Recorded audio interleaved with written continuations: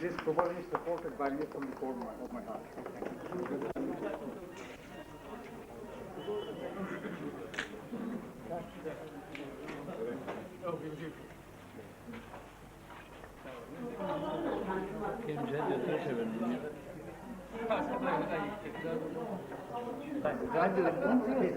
Please. Sit together, please. Yeah. Come closer.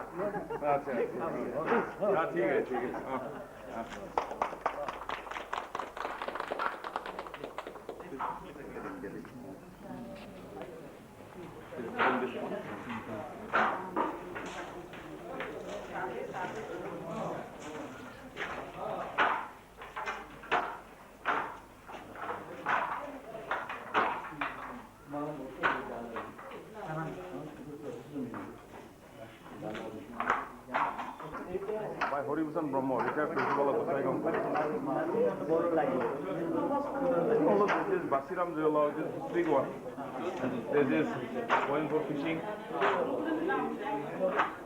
I think this is with there is almost symbiosis with Nasser. The explanation is given there, one by one.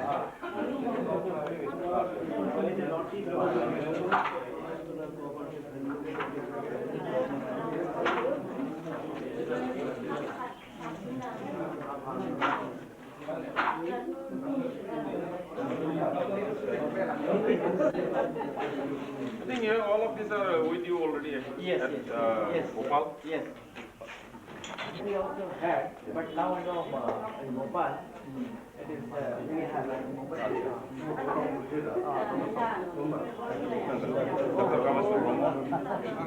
I met you, sir. Yes.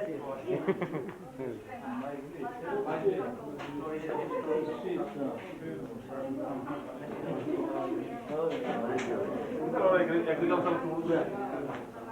After this one.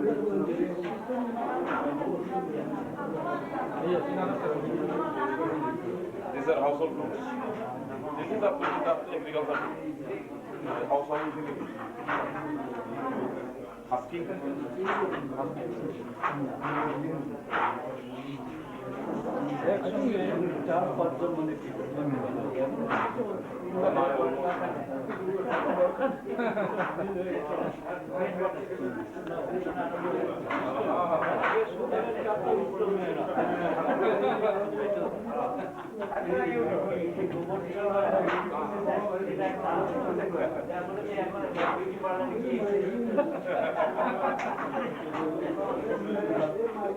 এইটা একটা original ঢাল বড়দের মধ্যে rhino skin, made of rhino skin. This is the only one electrical one for us. Then with this, we have this one. This is Chandra. This is Chandra. This is Sun, and this is Dhruva. We say this is Olamba. This is Okafa, and this is Sun. This is embossed here. This is rhino skin. We cannot give you.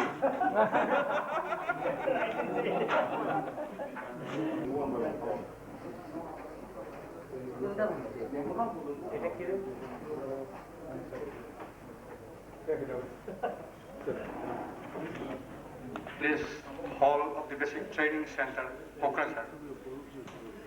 Here we invited on behalf of the organizing committee of the seminar, Mr. M.C. Brahma, as a chairman of this shift, first shift. So I request Mr. M.C. Brahma, ex-principal Kokkrajhar College, to conduct by taking the chair of the chairmanship here. And first, I request him also just to introduce himself before the hall.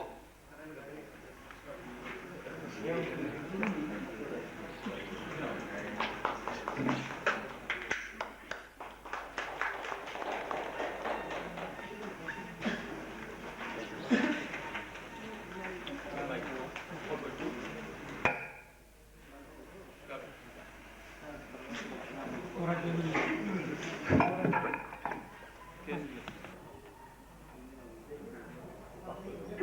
national level seminar is practically sponsored by Indira Gandhi National Museum of Mankind. And we are very privileged, fortunate enough that the director of Indira Gandhi Rashtriya Manav. So I want to introduce the all over the part of the country, especially in connection with the travel study for museums. And now I request Mr. Som, Dr. Som, to come up on the stage and introduce it. And the three members have accompanied, that is Dr. Som, and they are Bijoy Mohan, Assistant Keeper, Dr. Nilanjan Kokkrajhar, Museum Assistant, and Mr. Tapos Biswas, Senior Photographer.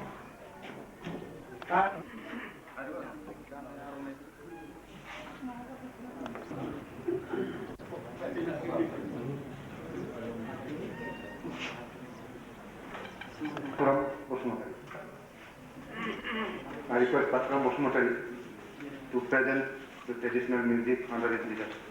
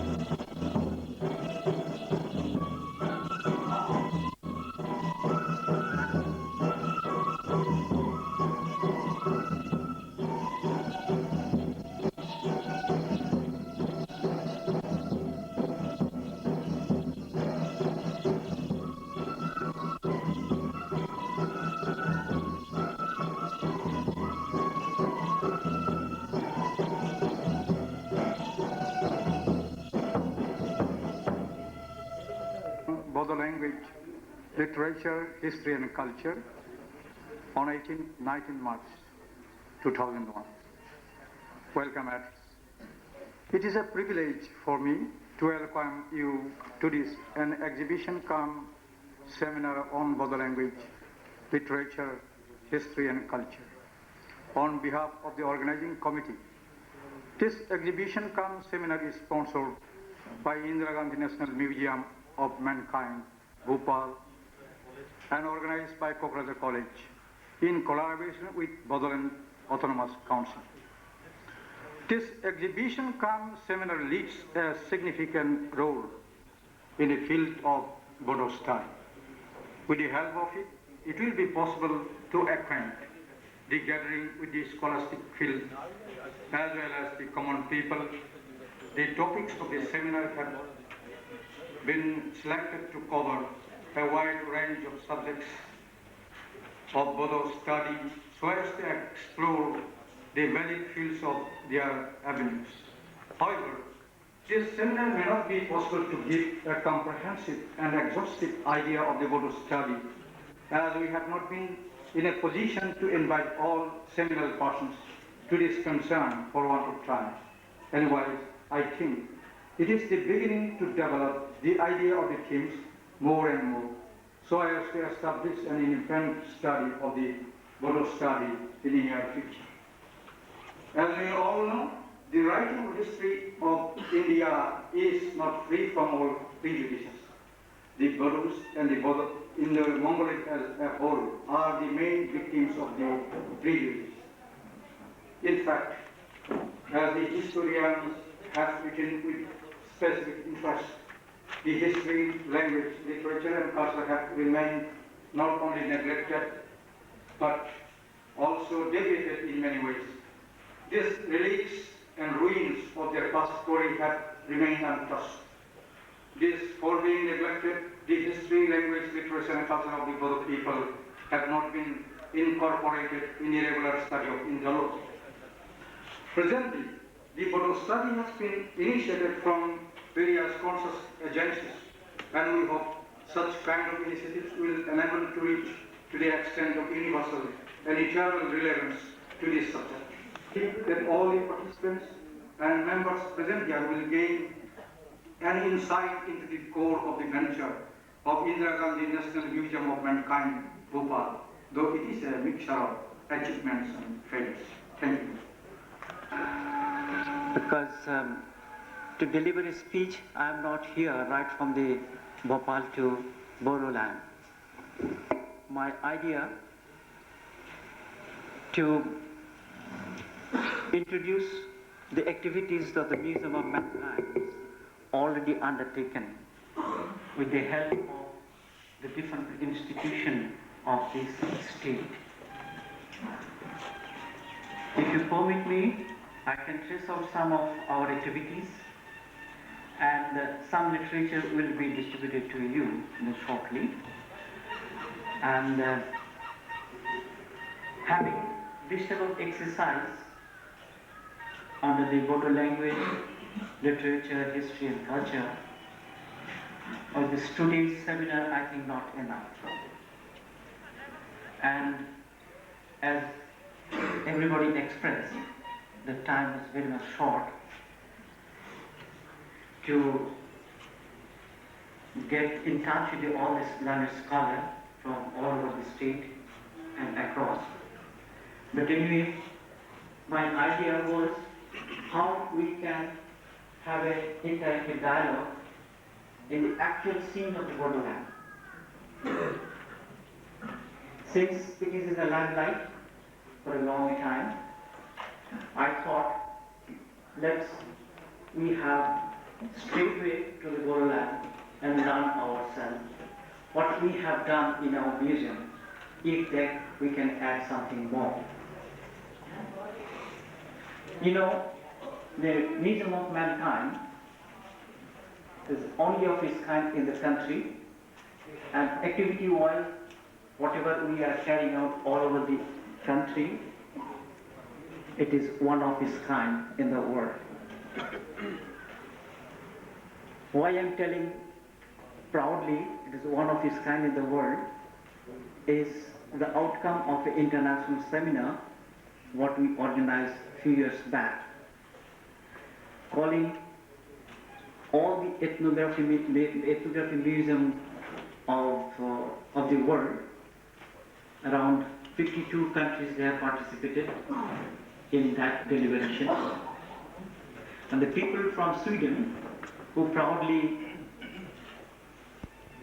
established their identity as an opinion museum maker, but the experts from that area, after seeing our activities and the program, they expressed finally that we have to learn from this museum for our museum making. So this is the statement I made. The activity was one of its kind of work. The museum, we have 200 acres of land. It is unduly in nature. And the most interestingly, we have the hillock and the valley, slope and marching to a riverbed, so-called the riverbed means the Bhopal, the two big lakes are there. The big lake is just next to our campus. So we took it, the Himalaya, and then all the four ecological zones of the country appropriately in that museum.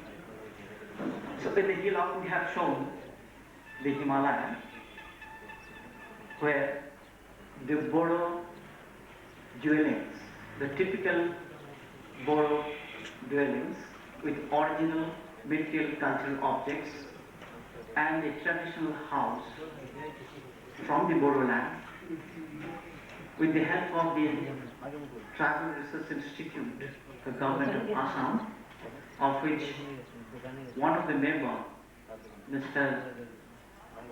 Bashumatari, he is here.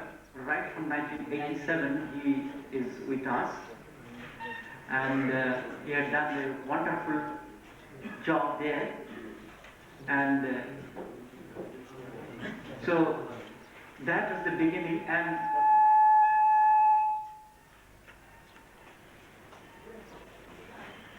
while he, to express the gratitude, he has related not only material culture objects and the house making, but the myth and mythology and the religious sentiment along with that complex by bringing a small sapling of Bathau. So that has opened up a new marker of identifying a spot for house construction. And in other words, when you are talking of the man-environment relationship, that particular example of established by the Bodo groups of people, that's the beginning in our campus, in our complex.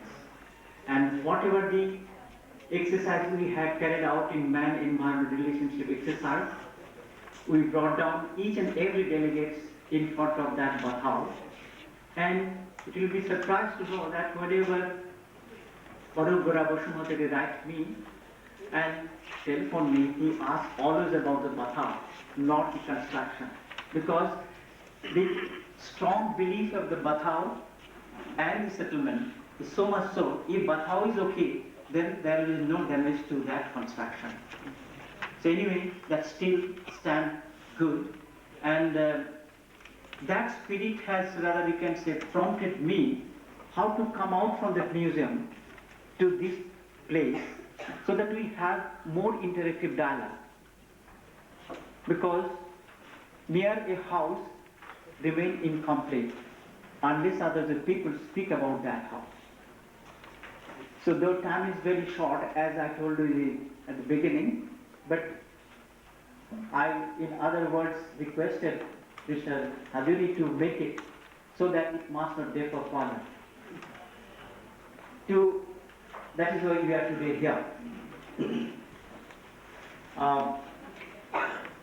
The Bodo people and Bodoland itself, but I am very sure that there may be a thinking process, not only these scholarly people, but the budding scholars. If you can have a linkage between these two, I think a day may come, appropriate addition, deletion, wherever is required, can be incorporated, so that the Bodoland, what people aim at and thinking in their mind, may be possible to lead a new type of culture as a whole. Because this type of exercise we are carrying out different parts of the country, particularly the Northeast. So wherever I went in the Northeast, there is a reference of Assam. And that also reflects that it is a nerve center to cater the needs, the intellectual needs, cultural needs, and linguistic and historical things is rooted here. When we again interacted in different seminars, of which Mr. Brahma is here, who had also interacted in one of the occasions what we have added in Guwahati. So idea behind that how best we can get through correct views so that dissemination of knowledge at all appropriate levels is standardized. Because whatever we have documented with the information available with us must be checked and rechecked so that it remains as a valid document for appropriate representation. Each and every corner having its own identity and distinctiveness. And this identity marker, it varies from one to other. But who carries all those markers is the people and the communities. So, of the country and the world are the co-curators.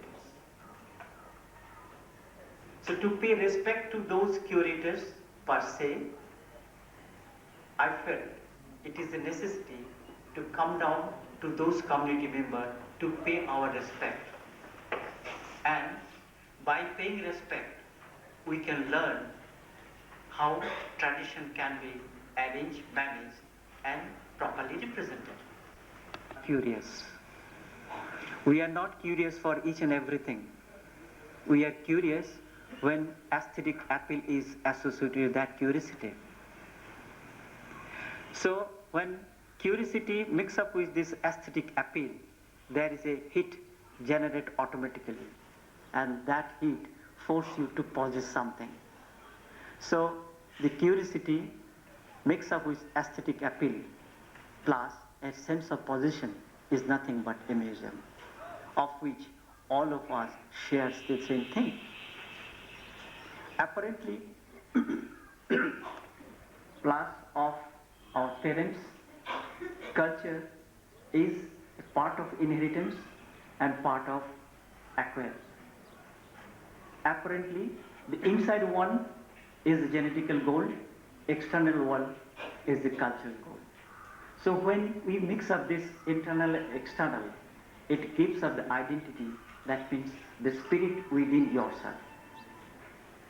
So when you talk of, you may go through the same syllabus, but it is your inner you which in different type of interaction gives you a different identity. That identity making an identity marker that makes a man significant. So if I talk only the museum, I think it will remain incomplete unless the literature part and the history and cultural part are taken properly. Even all over the community members. So we have started how best that alternative literature can be a resource base for having appropriate information. This alternative literature, though it is being written in their mother tongue, but we are trying to make out some of the synopsis of those writings and put in our computer-based system so that anybody, any scholar come across, they have that access to that. Gathering here and who are not here, please help us in developing the up-to-date information sheet so that at a stroke we can deliver appropriate information for the Bodoland, Bodo culture. And in 2 days' time, a long program has been framed, which is so nice of these enthusiastic people here. I think we can have some sort of documentary evidence out of this. so that some new ideas can be taken up appropriately. And as I told you, this is first time that we came out from the museum to Bodoland to have an interaction, and it must not be the last. Let's we have more interaction appropriately and help us in developing the right type of picture in our museum. And instead of going on, I request you, whenever you pass through Bhopal, kindly drop in and see your museum, because the Museum of Man is not for the makers, but for all of us. With this, thank you so much for this type of arrangement. Thank you.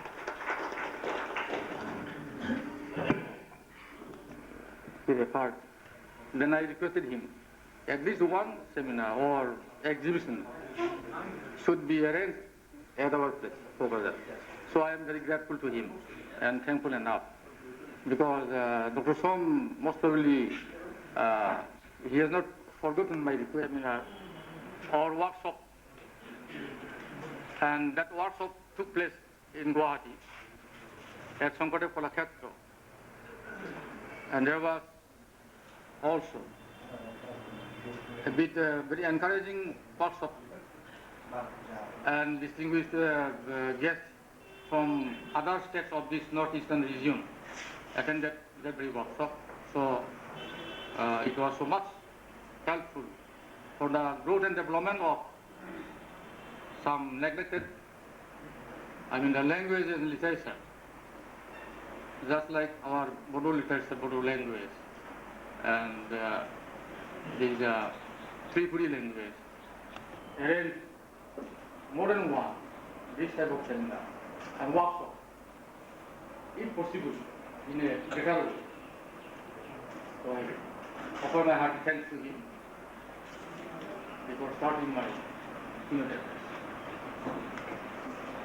So I just offer my hearty thanks and love and gratitude to the organizers, headed by the President, Principal Nursery, and other fellow brothers and sisters.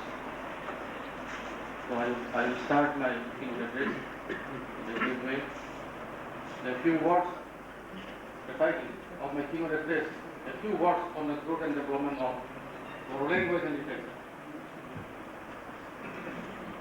Linguistically, the Bodos include a large group of people who are the speakers of the Tibeto-Burman speeches of the North and East Bengal, Assam and Burma. They are the Bodos or Boros of the Brahmapura state, Messes of Lower Assam and West Bengal, Rabas, Dabus, Dimasas, and Kosaris of Kasar district, Tipras or Keras, Laons, Kanwal, Hazoms, Mitsings, Deoris, Sutias, etc. Hence, by the term Bodo in general, which is a genuine name of the people, it means all the Tibeto-Burman speaking group of the Sino-Tibeto origin. As Dr. P.C. Bhattacharya has observed, the Bodo language belongs to the branch of Buddhist section under Buddhist division of the Sino-Tibetan family. As per the classification given by Robert Shepherd, the linguistic survey of India describes the Bodo Kokkrajhar as a member of the Bodo subsection under the Assam-Burma group of Tibeto-Burman branch of the Sino-Tibetan Chinese speech family. The Bodo-speaking areas of Assam at present are stretching from Dhubri in the west to Shodhia in the east. In Tripura and Nagaland also, a small number of Bodos or Bodo Kokkrajhar are found to have been living.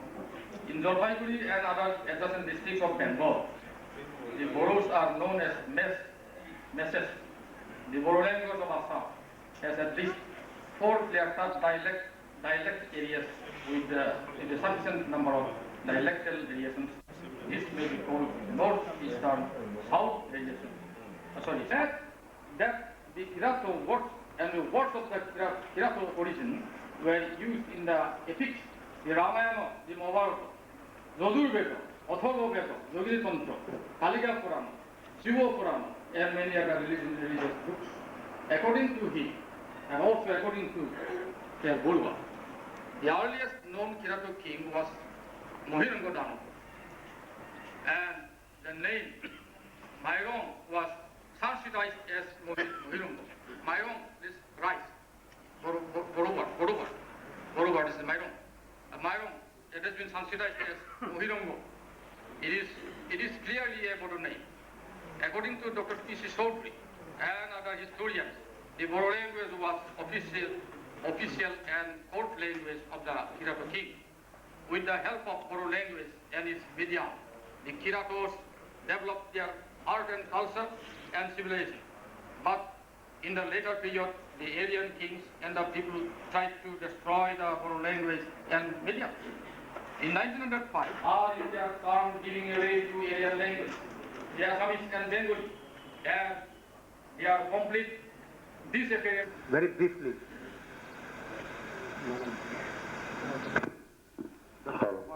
Question. The difference between Bodos and Bodo. Bodo is a small group of the Bodo group. Bodo includes all the Indo-Mongolic groups. Indo-Mongolic people, they are Bodo. And Bodo is this particular group of the Indo-Mongolic. But is there any authentic evidence that Bodo is used from this day as in a borders in a group way? Is there any historical evidence? Or rather, since when Bodo is used? Because generally, commonly, sometimes it comes in our mind that generally these English people in English world, when they come to the Hindi or Sanskrit, this R is generally used as the Bodo. Bodemia, Bodemia. Likewise, there are lots such pronunciation. This is not a misspelling of Ro to Ro, R to D.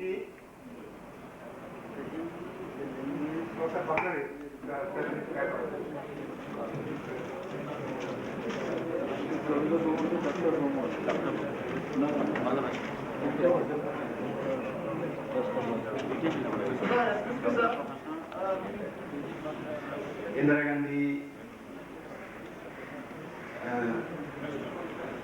National Museum of Mankind, learned guests,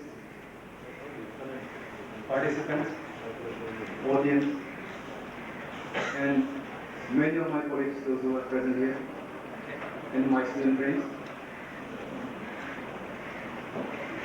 I am very much thankful to the organizer of this seminar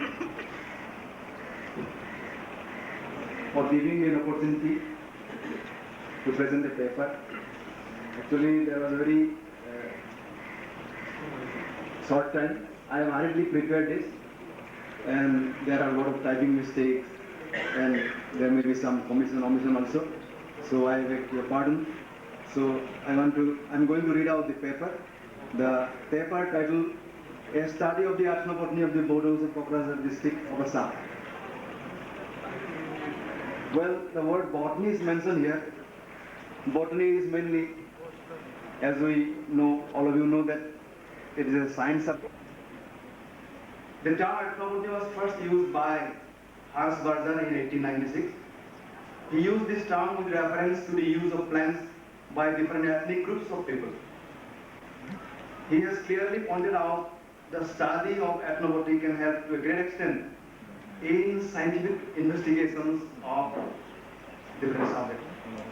The ancient Sanskrit literature gives the evidence of ethnobotanical works which dates back to the Vedic period.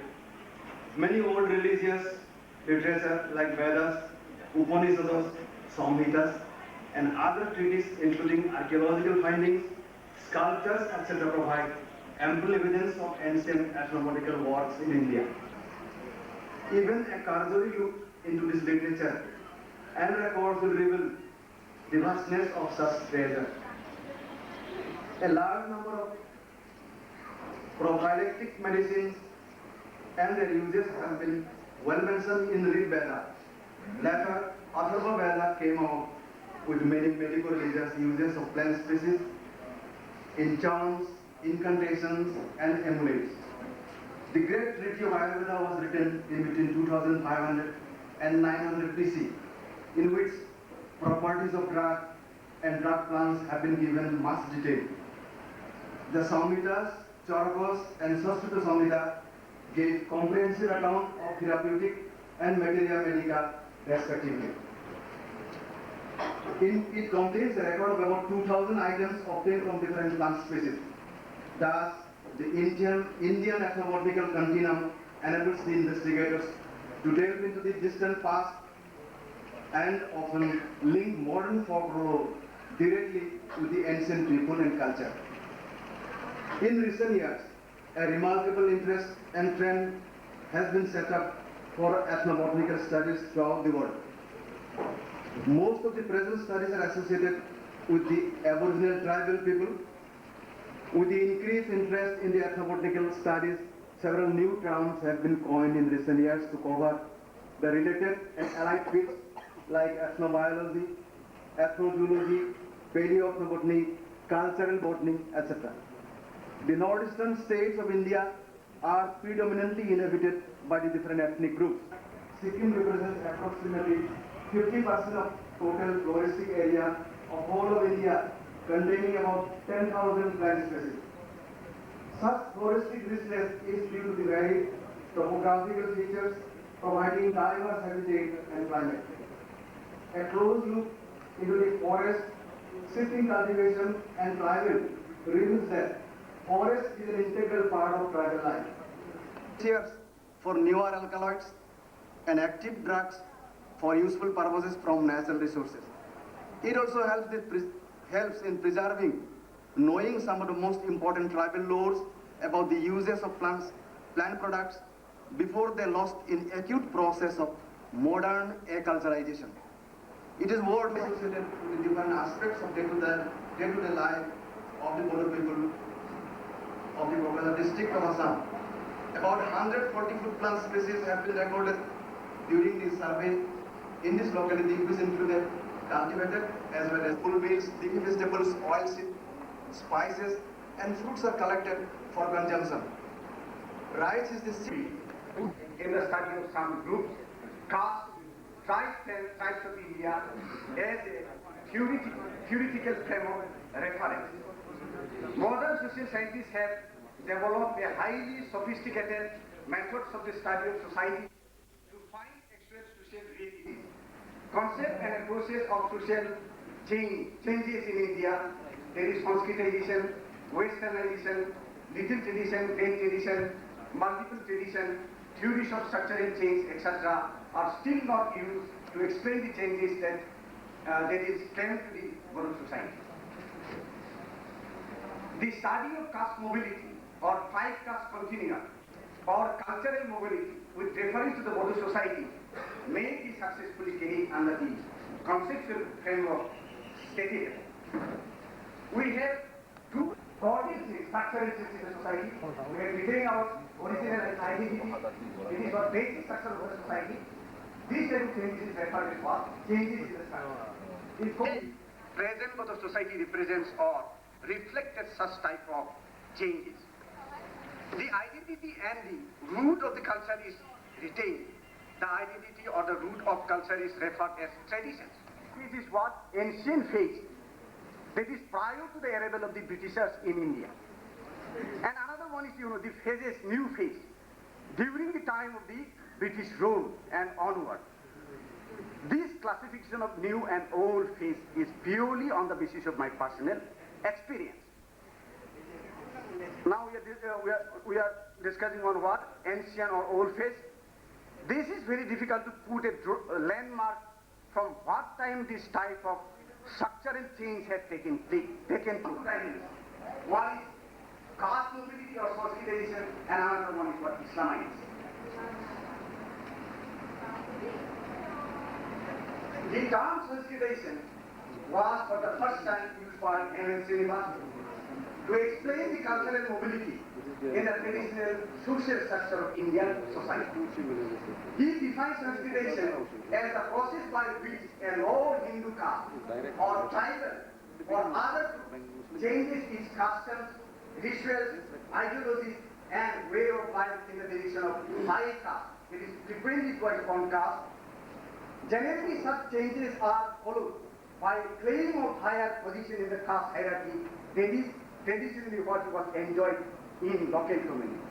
Earlier, by Sanskritization, it was mean only the imitation of Brahminic model of life.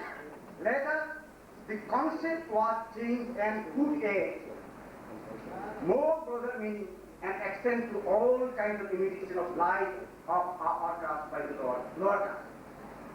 In Hindu caste society, the member of the entire society are placed in a hierarchical order. In this hierarchical order, Brahmins are put into the top position. They enjoy higher position, prestige. And in the next, Kshatriya. And in the third, Vaishyas.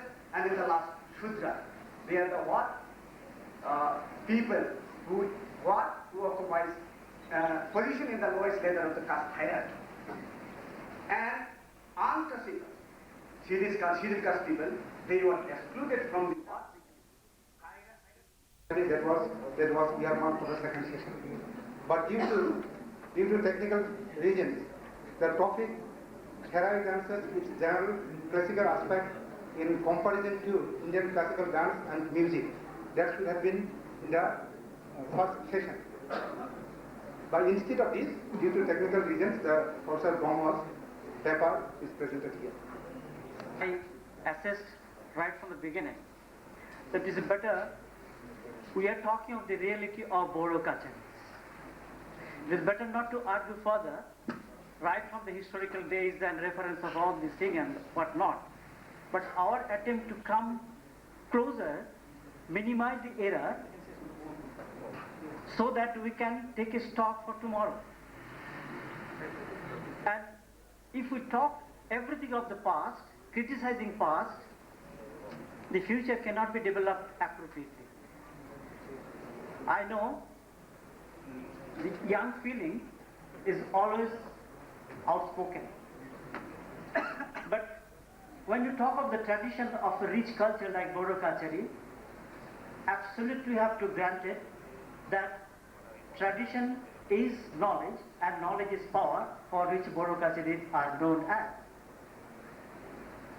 In the midst of this session and technical dimension of presentation and all these things, I think we are all together here to make out something of your collective wisdom, so that the museum for which we are here must not get confused.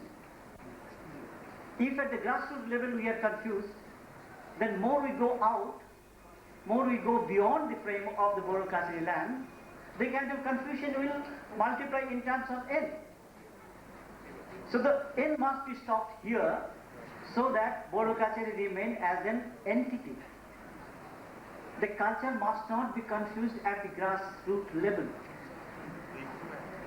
So please help me in that way, because tomorrow is another session will be followed, during which I may not be here, because that's why I came forward also to beg excuse for my absence here, because I have already some commitment in Guwahati and then Delhi. Then I have to leave this afternoon itself. That's why I don't like that the confusion created in this discussion may reflect something in an outer area, which again confusion, that confusion cannot be supplemented by any of us. Instead, we'll do maximum damage to today's seminar, for which we all assembled here. I think with this frame in mind, you come forward with your collective wisdom. Actually, we must not talk of those things in terms of negative. take those negative, if anybody has that conception, take those negatives, because 2 negative is a positive as per algebraic form. So if those negatives are still in your mind, let's get verified with value based, having a progressive in your mind. Because unless progression is stressed upon, tradition will be lost. Once tradition is lost, then everything is lost. Whatever the movement, whatever the philosophy, whatever the identity you talk of, tradition must not be get lost.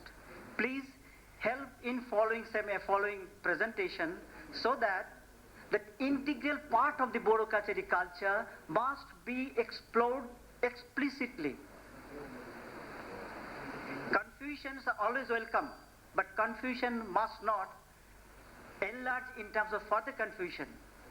Then the development what we talk of, it must not be in a progressive development. It will be a reversible development, which is not the order of the day. Sorry, please don't mind, because of this, I think the seminar has a decorum. Please, just a minute. Your seminar. Listen. You may be open for everything, but when a house in motion, these channels, these people are sitting here with some power and authority. Let's have that authority to be restored. And out of this restoration, whatever we achieve, that is the day of the order.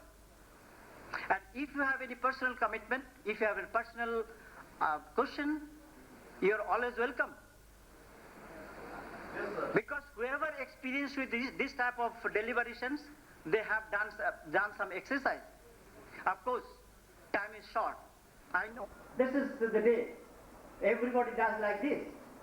But short time, exposition are ever living. There are some luminaries in our society who spend only 20 to 35 years of age, even 40. They have contributed substantially for the society. But people who continue for 80 plus, hardly there is a mention of that. So, whoever having developed some sort of ideas for this presentation, they have done some exercise, and with that exercise they have tried to explore in presence of you, so that some sort of question imbibe in your mind, and that is initial. I told you that curiosity must be fixed, but curiosity must come with the negative forces. Then distraction cannot be changed. We are not excluding it, sir. No, listen.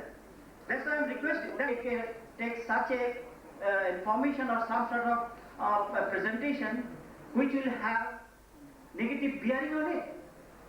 Then I will simply say these are the people, these are the scholars from the Bodoland. If they don't have that type of rather we can say authority on their culture, what I should say, outer world. I have not speaking somewhere out of your land. I am speaking the heart of the Bodoland, the Kokkrajhar. So whatever you are spelling, whatever you are talking, whatever you are delivering, it is a documentation for wider circulation across the country. And my friend All India Radio is recording everything, but by having this kind of interaction, positive and negative, he had stopped the recording. So this is the indication what I felt necessary to interact in between you and with the permission of the chair here. So, because my coming here, it is at the cost of government exchequer. Government has spent much of money for having this type of thing. So, I have some authority for this type of development. And that development I have to present in a better forum for which the movement is on. So, please help me to the extent possible, taking your negative, your positive collectively. Individual questions must be sought out individually, so that documentation, whatever the references are being recorded, it gets recorded appropriately. Otherwise, tomorrow you may ask me the same question, who said so? So that's why I am requesting you, please don't force me to put the second question, who says so?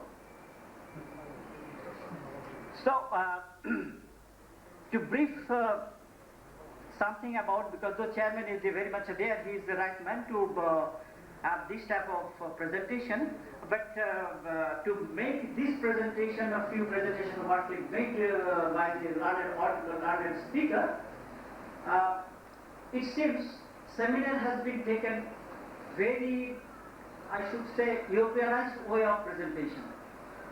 But it is not that sterile type of compartmentalized of presentation. Seminar, as I initially said, it is interaction. Because whatever Professor M.M. Srinivas says about Sanskritization, if you go to the remote village of the Bodoland, they will ask, who are you?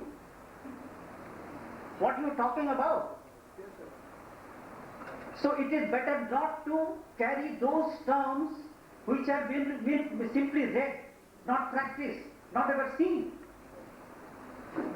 So museum here is to visualize the reality. We are talking something Bodoland, Bodo culture and reality. That reality must be documented absolutely without error. So in that frame, the presentation made by the people, respected people here, I must congratulate them.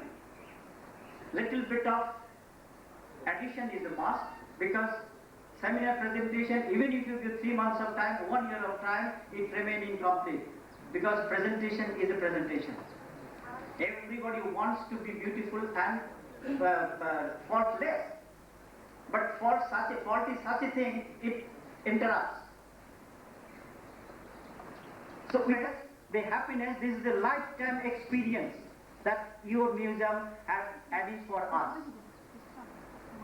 It is not making a certificate for myself. It is the certificate, it is the recorded very much in different mind of those scholars. They have already started writing, interacting for further exercise on that. They are interested even to take all those traditional medicine men and traditional, rather I could say the practitioners to their countries.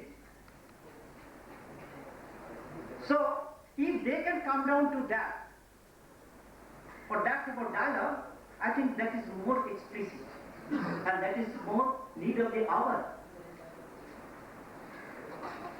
So please, now after lunch onwards, until tomorrow, there are lots of time, there are lots of speakers will be there. I will be not here, please excuse me for my absence. I made it a point because just to know and just to tell you people that there is a museum of yours. It's a museum of man. The idea of having the museum of man is to document man in time and space. Each and every one. That means Homo sapiens sapiens.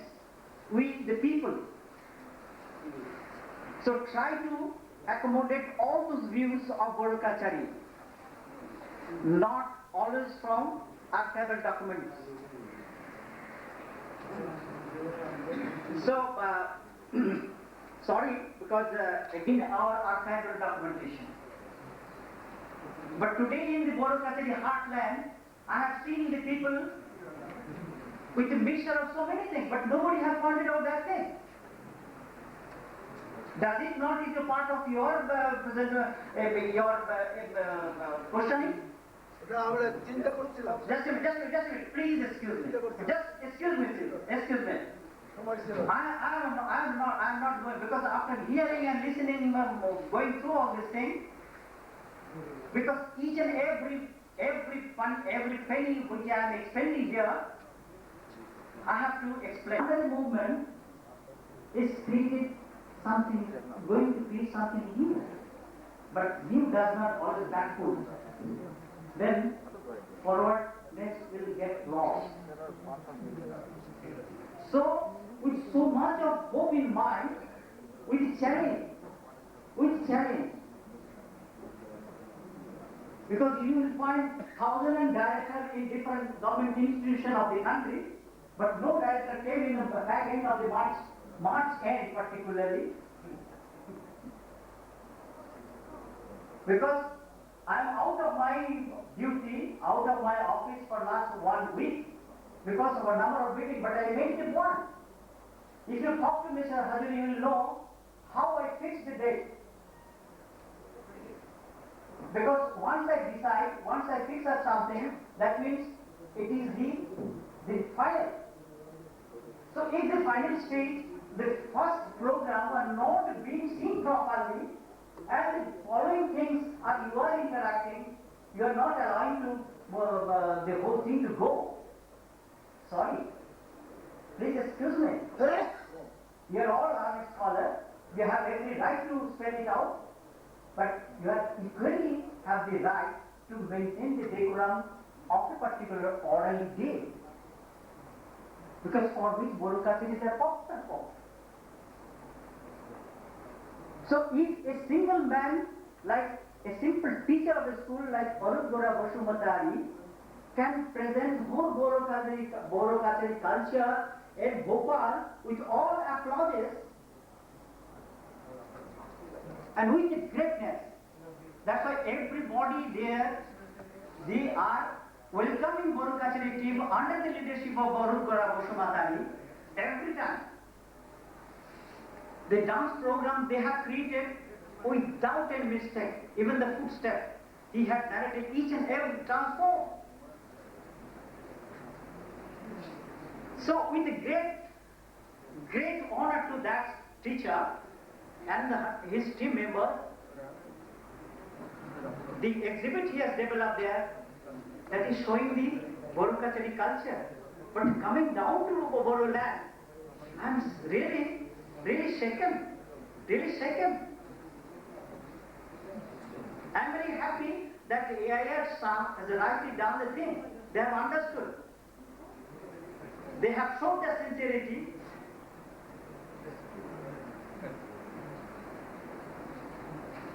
So again I am telling you, please at the fag end of the day, try to have some sort of sense.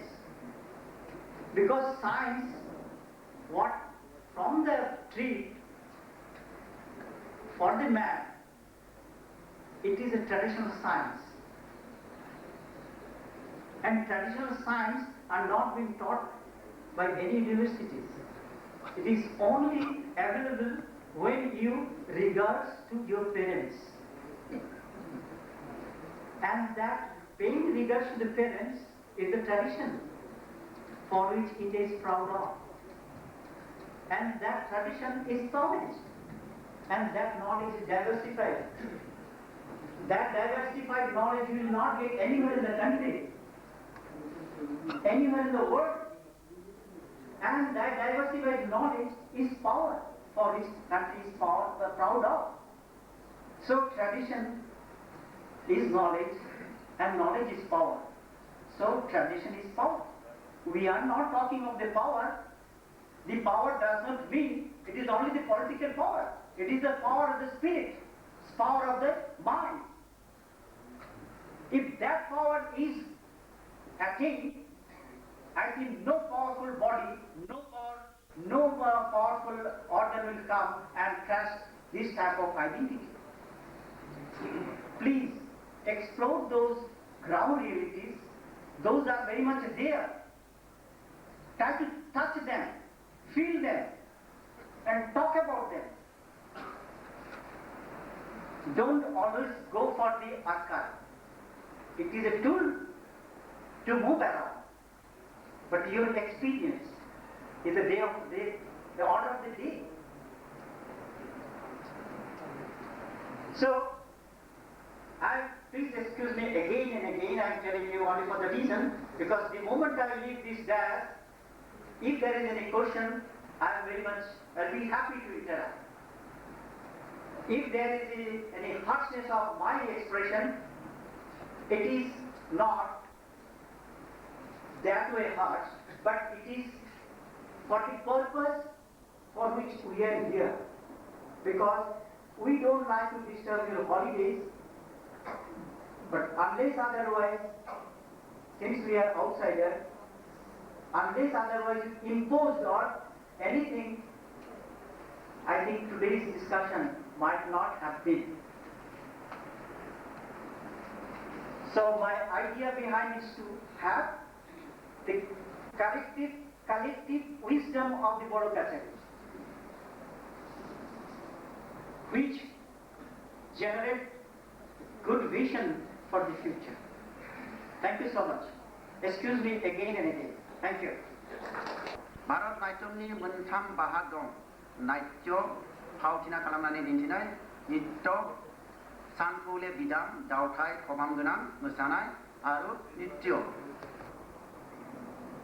माइनाव बरायनाय दावथै लुनाय रायजों सिबनाय बायदि मोसानायफ्रा आबुङै नृत्य एबा गोथौ सानथौ आरो बिदै बहरा कथाकलि मोसानायाव सल'खौ रामायण एबा महाभारतनिफ्राय लानाय जायो आरो बे मोसानायाव 2जिनिफ्राय 7 जौसो मुद्रा दङ खेराइ मोसानायाव गिबि सानथौफ्लेयारि सलन्थाइ मायारि सल' आरो मुद्रानि एसेबां होंगो दोंगो गैया कथक मोसानाया ताण्डव आरो लाइसु मोसानायनि गलाय मोनदेर मोसानाय बेयाव आमद एबा मोसानायनि जागायजेननाय परान एबा बिदामजों आथिं आरो आगाननि बाहायनाय आरो गद एबा खायफा गुसुं सल' मोसानानै दिन्थिनाय दं कथक मोसानायाव परानानो गुबै तबला एबा पाकवाजाव दामग्राया पराननि बोलफोरखौ दामलाङो आरो मोसाग्राया बिदाम दावथायनि गासैबो मात्रा 2 नम्बर आमद जागायजेननायनि बिदाम 3 नम्बर थाक एबा Nidahas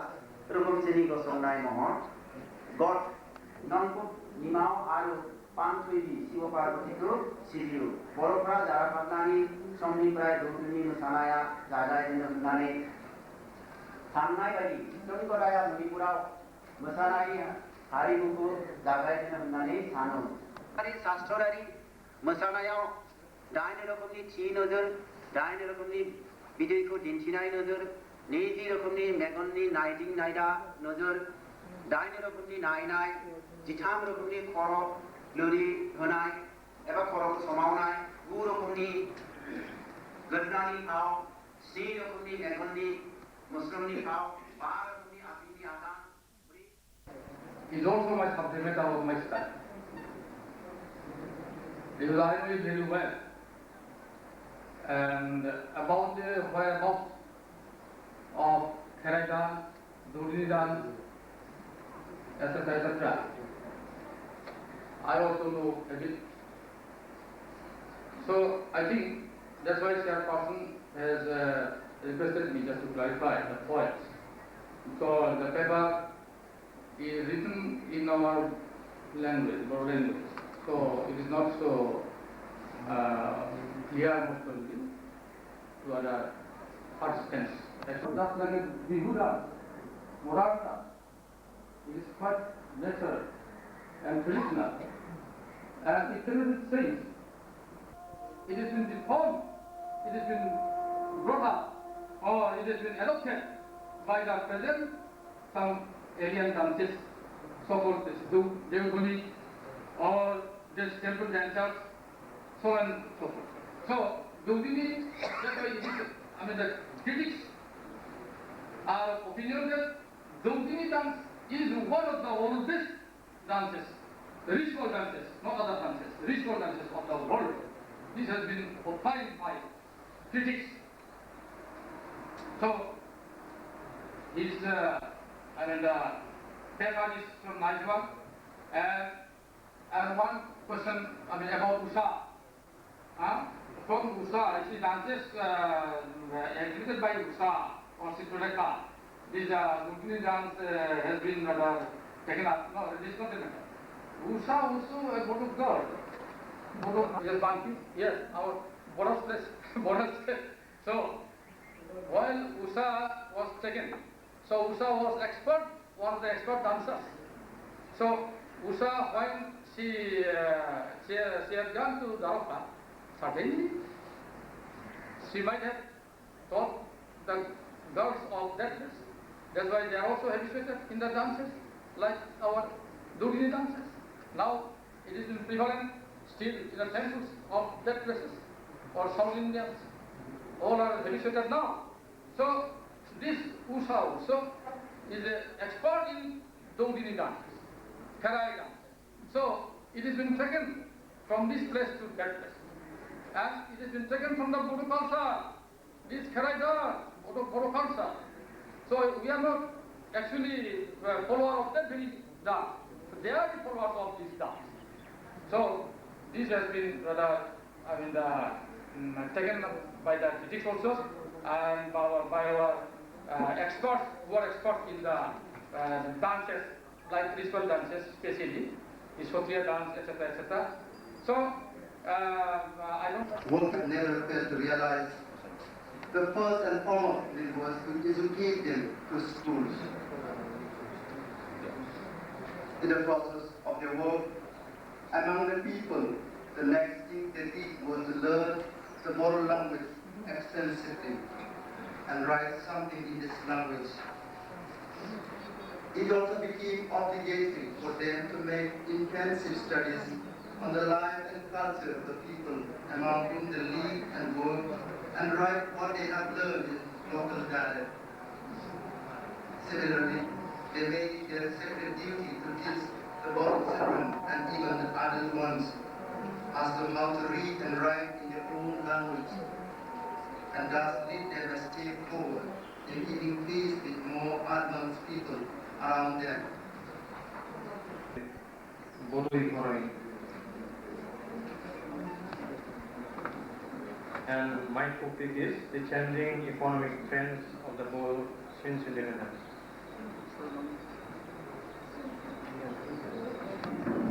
The ratio between population and land was low, and agricultural produce was pretty good, just to suffice the year's requirement for the family consumption. There was no much disposal of their glass produce in the market, since the time jute, mustard, rapeseed, potato, chili, maize, sugarcane, etc.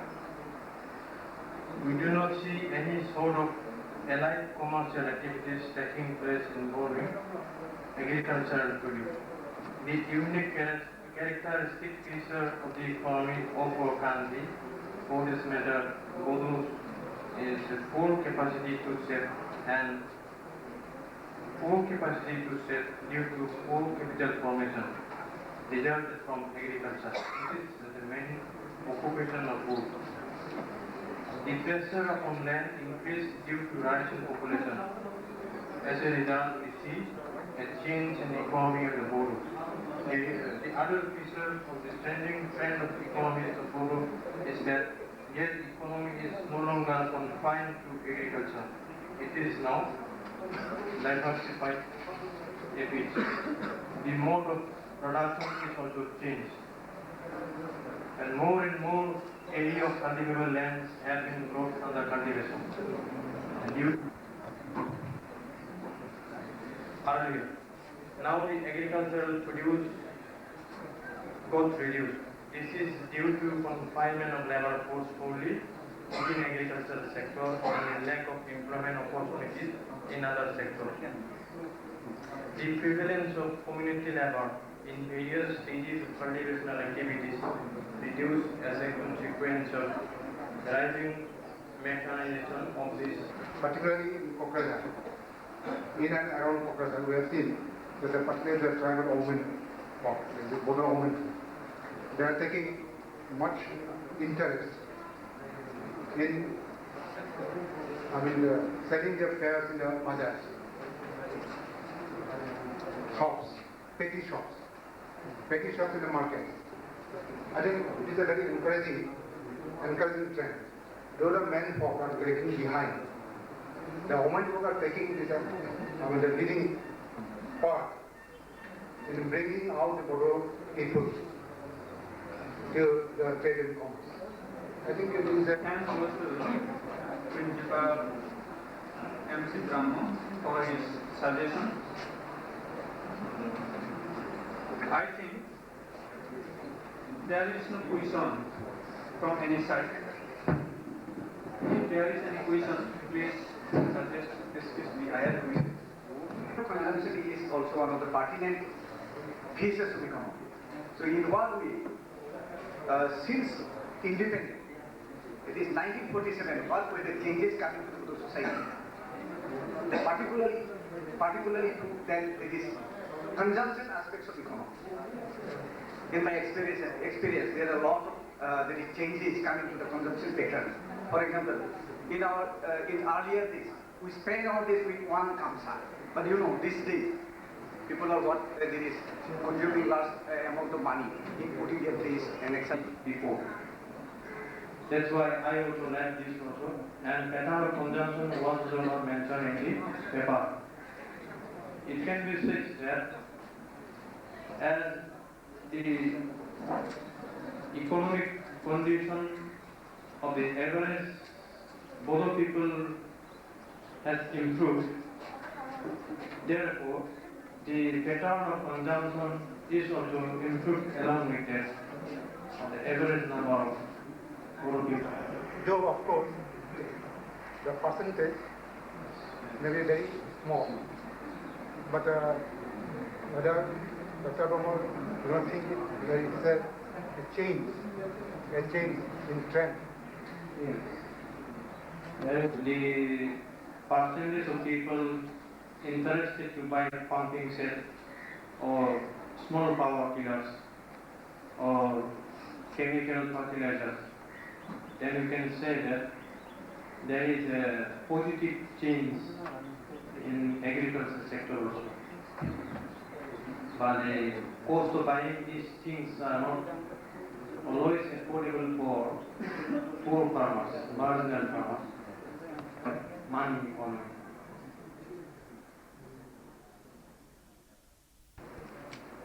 At least before 1 week ahead, so that the seminar paper can be scrutinized by the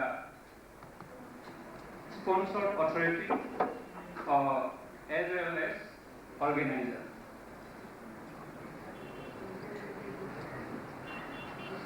And another point is that seminar should be maintained decoratively or disciplinedly, or there should be maintained decorum, because our chief guest, so to say, Mr. Song observed it, cleaner. So we should maintain the discipline as well as decorum during the seminar. I don't like to speak much more. With this short or few vote of thanks by Mr. D.N. Busumutari, convener of this seminar. And the learned audience. First of all, I would like to convey my heartfelt thanks to the participants, those who come from different parts of the Kokkrajhar district and abroad. And those who participated in the seminar very actively and gave the cooperation to us. I would like to request all of you on behalf of the organizing committee that tomorrow our second session of the seminar will start from right 9 a.m. Now,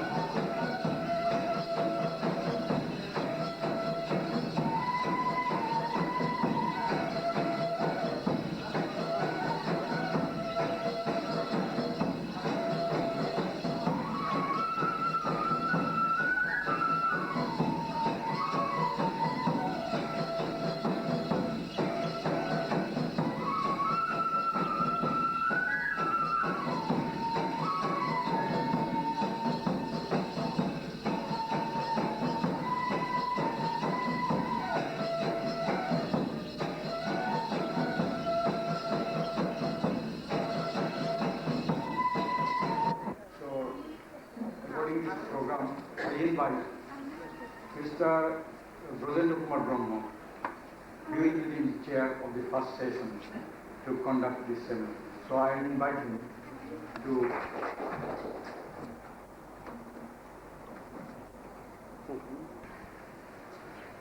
and historical subjects. However, it is a fact that I am interested in culture, language and history. Regarding literary, I am not very certain. And I have written this only last night. I had to remain awake up to 3 a.m. this morning for writing this. I am very slow in writing at the same time. However, I would like to, so whatever I have written may not be very dignified, or it may hurt somebody also, because I could not select words appropriate for such grand function, or sub-race need not be emphasized. Language, as we all know, is the medium of expression. Words employed in manifesting the thoughts of men are proclaimed through the medium of language. A large part of our culture is expressed or manifested through our language. We give names to the parts or items of our culture in literary form through the medium of our language. Therefore, language, literature and culture are interlinked with one another. In order to carry on his personal and social life, man invents some sort of system, develops and establishes it. This total system is called culture. It is a social heritage. It is not transmitted through heredity. It is formed through imitation, trial and error method, and influenced by surrounding environment. Years to grow and are still continuing to grow. These elements of the society have been growing along with the progress of the race or sub-race. In fact, the history of any race or sub-race is not complete without the history of the progress of language, literary and culture of the race or sub-race. But although language, literary, culture and history are interlinked, knowledge of a correct history is imperative in our conscious effort to develop language, literary and culture. It is because every race or sub-race was pure in the beginning. However, some races or sub-races continued for a long time to maintain purity of a race by those of others is easier than contamination of blood of a race. Contamination of a race is caused through blood, whereas contamination of language and culture is from outside through influence. In both the cases, it is not easy to escape. It all depends on the strength of the race which has been contaminated or influenced. The strength of a race having large population with a strong sense of self-esteem, it is easy to absorb the language and culture of others and convert them into their own. But if people of small race or sub-race borrow language and culture of those of other people having large populations, then instead of converting those other people into their side, the people having small population and less power of influence tend to lose their own identity or lose authenticity of their history. Influence from other race slowly dominate over the whole race, and their original history gets distorted to suit the aim of the dominant race. Therefore, If a race or sub-race having a small population desire to maintain purity and identity of the language and culture, it shall have to stick to their original history. The Bodos are decidedly Tibeto-Burman. The Tibeto-Burmans are Mongolians. So if Bodos desire to develop their language and culture, at the same time maintain their identity and purity of race, then they shall have to trace the roots of their words to appropriate words of the Mongolians. The present practice of tracing in some cases roots of words to Sanskrit roots seems to be the result of influence from outside, because Sanskrit is the language of Indo-Aryans. More closely, if Bodos are a branch of the Dimasas, then the language and culture of the Dimasas must be the original language and culture of the Bodos.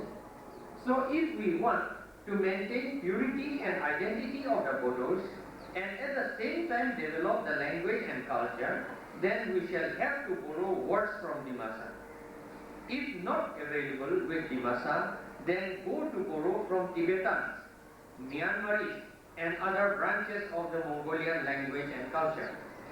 The attempt to claim that words Isser and Nagar originally belong to the Bodos is difficult to be accepted as correct, because these words have been very important words and have been in use by the Indo-Aryans since time immemorial. Now the population of Indo-Aryans is about 700 or 800 crores in India. Bodos are about less than 1 crore. 3,000 years ago, the population of Indo-Aryans were about 33 crores. Comparatively, at that time, there might have been a few hundreds of Bodos only. This is not a correct mathematical calculation, although it is only by way of giving an idea. How can we believe that the words of a few Bodos prevail over crores of Indo-Aryans? Or can we accept that crores of advanced Indo-Aryans had no words of their own to call upon their gods and cities? Besides, Kiratas were monkeys. To accept that the Bodos were Kiratas would amount to agreeing with people of some other race that Bodos were degraded lots of living beings. Pity of one's clothes getting wet. But one cannot always avoid to be near fire or water. So one must take such a precaution that one's clothes shall not be burnt or wet, even if one sits near the fire or water. If we analyze properly the story that Bodos are the descendants of Whereas I have failed to mean that whether the meaning itself is meaning of Kirato is monkey, or there is some other figurative meaning is there. So they are not illustrated. So I want to some extent some illustration from our keynote method, that is speaker. Places, Kiratas, I am not very, I am not a scholar, as I have said, but in some books I read, it is mentioned monkeys. It is said it refers to monkeys. And I also do not know, I was trying to ask somebody, but it is very difficult to get the right answer, because the real people who date it, they will not tell us. That is the thing, because they will feel that we will feel something, so they will not tell us. That is the problem. So we do not get the real meaning. But I was also trying to find out whether the word Kirata itself is something, some kind of thing. I also do not know about it. But in some books I have read that it refers to those monkeys because they look like monkeys or something like that. That means the meaning is that it appears, the meaning is that they may have meant for human being, but as I have said in the last word, in the last paragraph, that every people try to tell that others are bad, others are unholy, others are degraded. That kind of idea is everybody is there. So I think these Kiratas are actually not, it does not mean that they are very high or they are very holy or something like that. It is degraded, more degraded than the Indo-Aryan themselves. That is the main. So it is not only the Bodos, it is not only to the Bodos they call Kiratas. Actually in the books it is, the Bodos are not at all mentioned. Or the Karbis are also not at all mentioned. What I feel is that these things happen somewhere in Sopto-Sindhus. Sopto-Sindhus near about that. Sopto-Sindhus and near about that in Himalayas. That means it is the, what is these people? This our additional chief secretary, what is the group he belongs? What is this? No, yes, Pante. Those area in Nainital and the other side. Yes, Kumaon area. Not Bhutia. Yes, they used to say, because I was in Nainital, then when I said, oh, I just forgot this area, that area called, what is this? No, yes, Himachal and others, there is, those people who are they? Garhwal, yes, Garhwalis. Garhwalis, yes, Garhwalis. Then when I say, because in Nainital, our institute director general was also a Garhwal. In fact, he is related to MS Pante. And so I asked some of the Brahmin people who are the Garhwals. They said that they are Garhwals, they are advanced. Then say, they are very dirty people, just Bhutia, like that they spoke. That kind of thing they spoke to me. They did not know that I also belong to the same Mongolian. They did not understand about that, so they started speaking like this. Dirty, all these things, bad, what Bhutias, like that, they spoke. So I feel that these Kiratas actually they meant for those people, because they came into contact. We are, I think, due to some influence, we are made to think ourselves to be Kiratas. There is no mention about Bodos or Karbis. Karbis also call themselves to be like that. For once upon a time, in 1986, the Karbis were declared to be Bali Bonghotor. In 1986, in a big meeting attended by about 1 lakh people. Then it was declared that they are the descendants of Bali and Kiratas. Their explanation was like this. Since Karbi used to marry the unmarried brother, younger brother unmarried, younger, not elder. If the elder brother dies, then the unmarried younger brother should marry his sister-in-law, widow sister-in-law, to preserve his lineage and to look after the children. That is the meaning. So since Kokkrajhar killed Bali and married Tara, his wife, so you belong. More numerous than any other races entering India from the east, with their rich culture and traditions, unlike predecessors. They belong to the Mongoloids. The word Bodo seems to have originated in Tibet. In some pre-Buddhistic period, the land or country westward of China and northeast of the Himalayas was known as Bodo. Some parts of the Bodo were named after the different tribes or groups of the Bodo people, as Horbod, Urubod, Stibod, etc. The Stibod, the southern part of the Green Bodo, that is the homeland, was inhabited by the Stibod, Buddhist Lamas, and the part was later named after the name of the inhabiting people, that is Stibod, or the Buddhist Lamas and the Bodo country, which is now being transformed into Tibet or Tibet. Hence the word Bodo denotes its original national name Bodo. Suniti Kamal Chatterjee, this has now become Po or Po, has been Indianized as Bodo, where a numerous and a well-organized tribe and apparently powerful con. According to G.A. Grayersons, the attributes like Bodo, Dimotsa, Garo, Rafa, Kus, Turkia, Ripui, Kojar, Lagu, Mistiwa, Chunga, etc. belong to the Bodo group of the Bodo Naga section under the Assam Burmese branch of the Tibeto-Brahman divisions of the Sino-Tibetan speech family, and they used to live in Bodut of Tibet, and accordingly they were known as Bodpa. The great Mongolian Bodpa and northeast of Assam. Before a fairly time back, these people groups of the Mongolian stock came down along the headwater course of the Brahmaputra and formed a significant ethnic group of the Bodos in Assam. Conquer Bodhat and Namcham beyond the distance in the Naga hills and annexed them within his kingdom.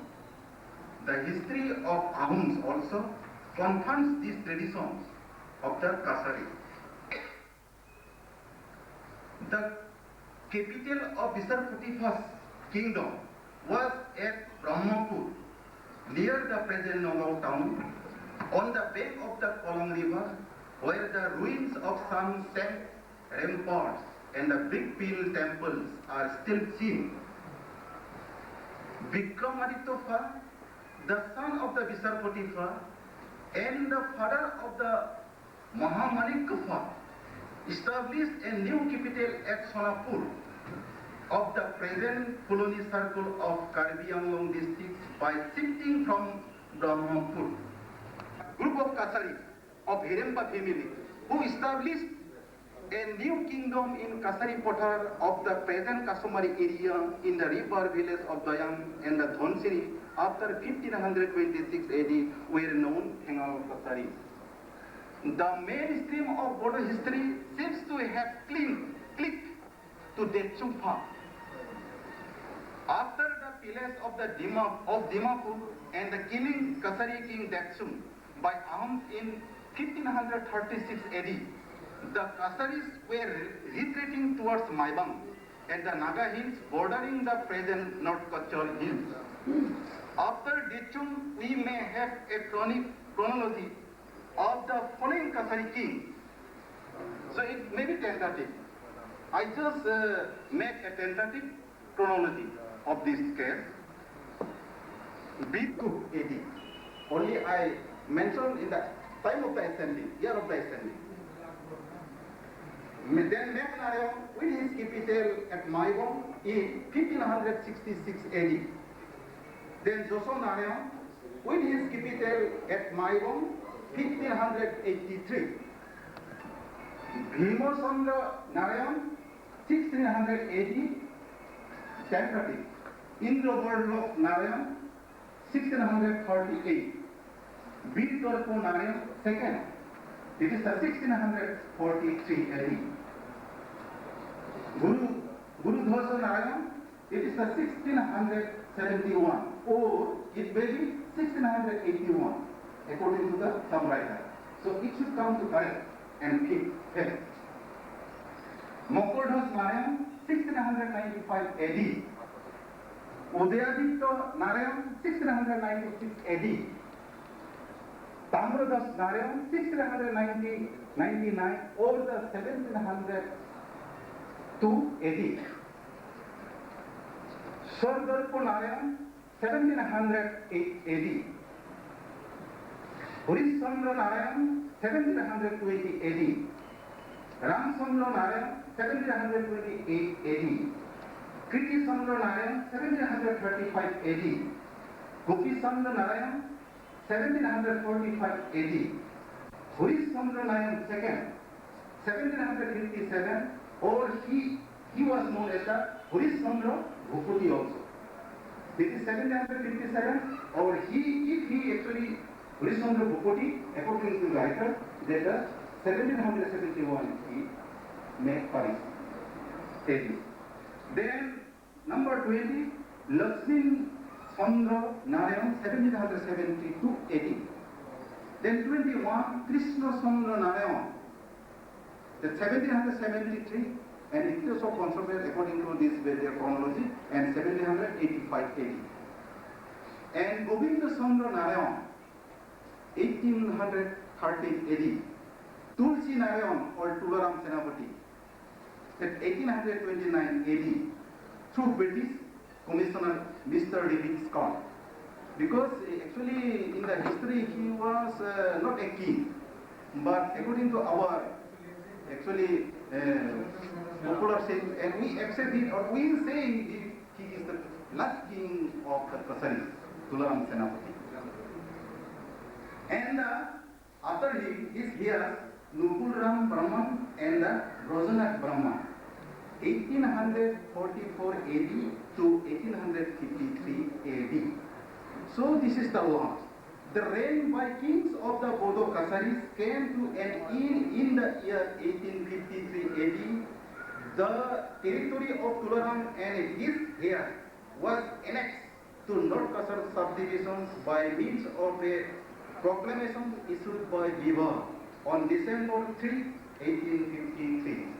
A powerful Kachari kingdom, the capital Dimapur. The Kian dynasty, which was established by Niladwaja, was certainly of tribal origin. The number of this dynasty was overthrown by Hussain Shah in 1498 AD. Guides narrates the origin of the Koch dynasty thus. I am bringing in the Koch kings into the picture because once the Bodo kings moved out to Dimapur, established the kingdom there, the whole of Brahmaputra Valley, or present-day Lower Assam, and what is today is North Bengal, was taken over by a people, a line of kings who were also actually of Bodo origin. Guides narrate the origin of the Koch dynasty thus.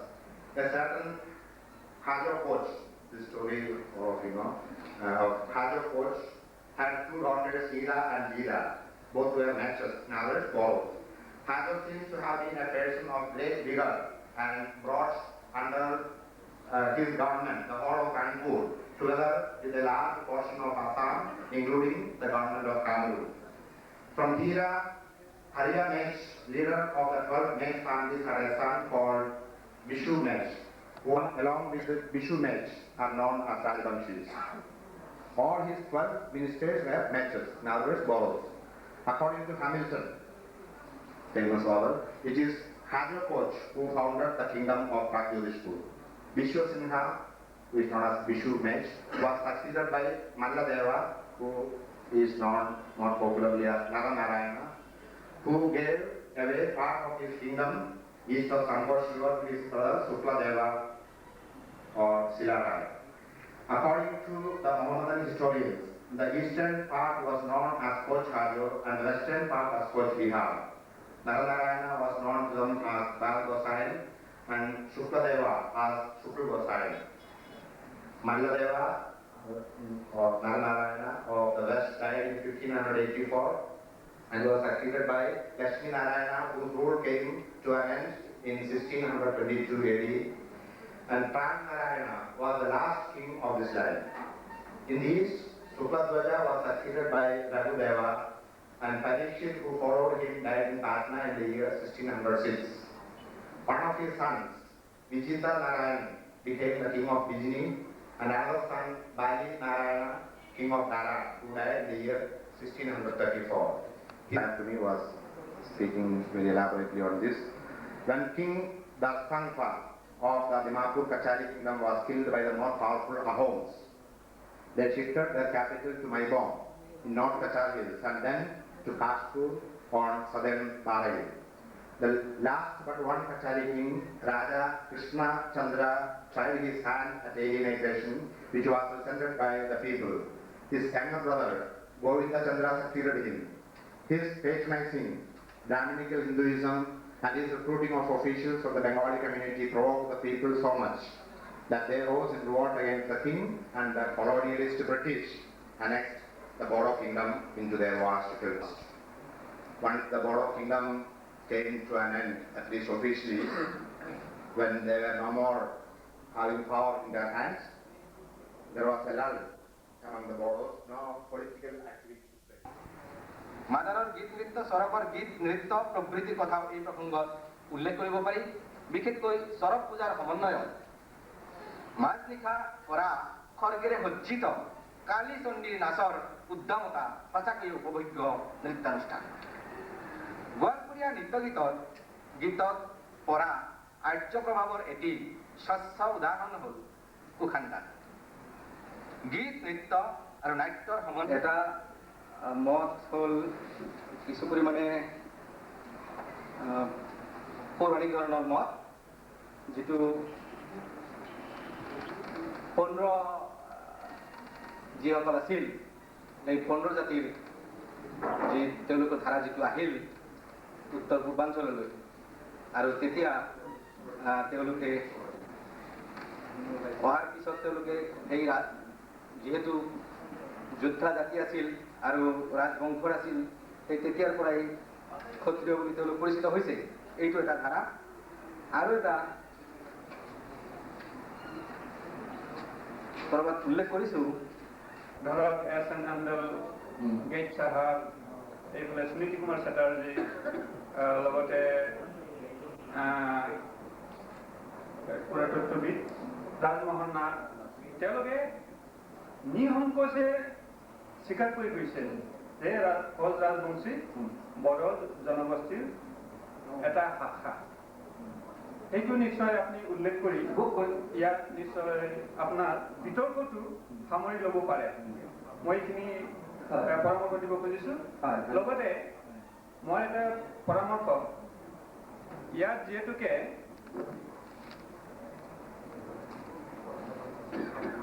যিহেতুকে Golpara music and dance, a confluence of Bodo and Aryan culture, ইয়াৰ ওপৰত যিহেতুকে আপোনাৰ টপিকটো, সেই হিচাপে আপুনি কথাষাৰ অৱশ্যে চমুৱাই গৈছে যে কিছুমান গান ধৰক গোৱালপাৰীয়া কুচান গান, ইয়াৰ লগত আমাৰ বড়ো জনগোষ্ঠীৰ কিছুমান হয়তো লোকগীত। To facilitate working in the field and helping hand to parents. But the basis of time and large Bodo Kokkrajhar families are also adopting the child's family with only 1 or 2 children. Its Bodo Kokkrajhar family is a unit of village society. They are under strict social discipline, which must be observed by each family with village society. The rules and customs concerning birth, marriage, and death must be strictly followed. The original Bodo Kokkrajhar do pujas on those occasions in the presence of village people by their own faith. Those who are Brahmins, they offer home jajana on this occasion and lasting for many days, fasting and merrymaking, indulging in drinking and dancing. But due to the changing situation, very few people can avoid learning charity with friends and relatives. After a while, the child is about 5 to 7 months, all rice feeding or Annaprashan ceremony is performed. On even month for girls and odd months for boys' side, there is no other function till marriage for the children.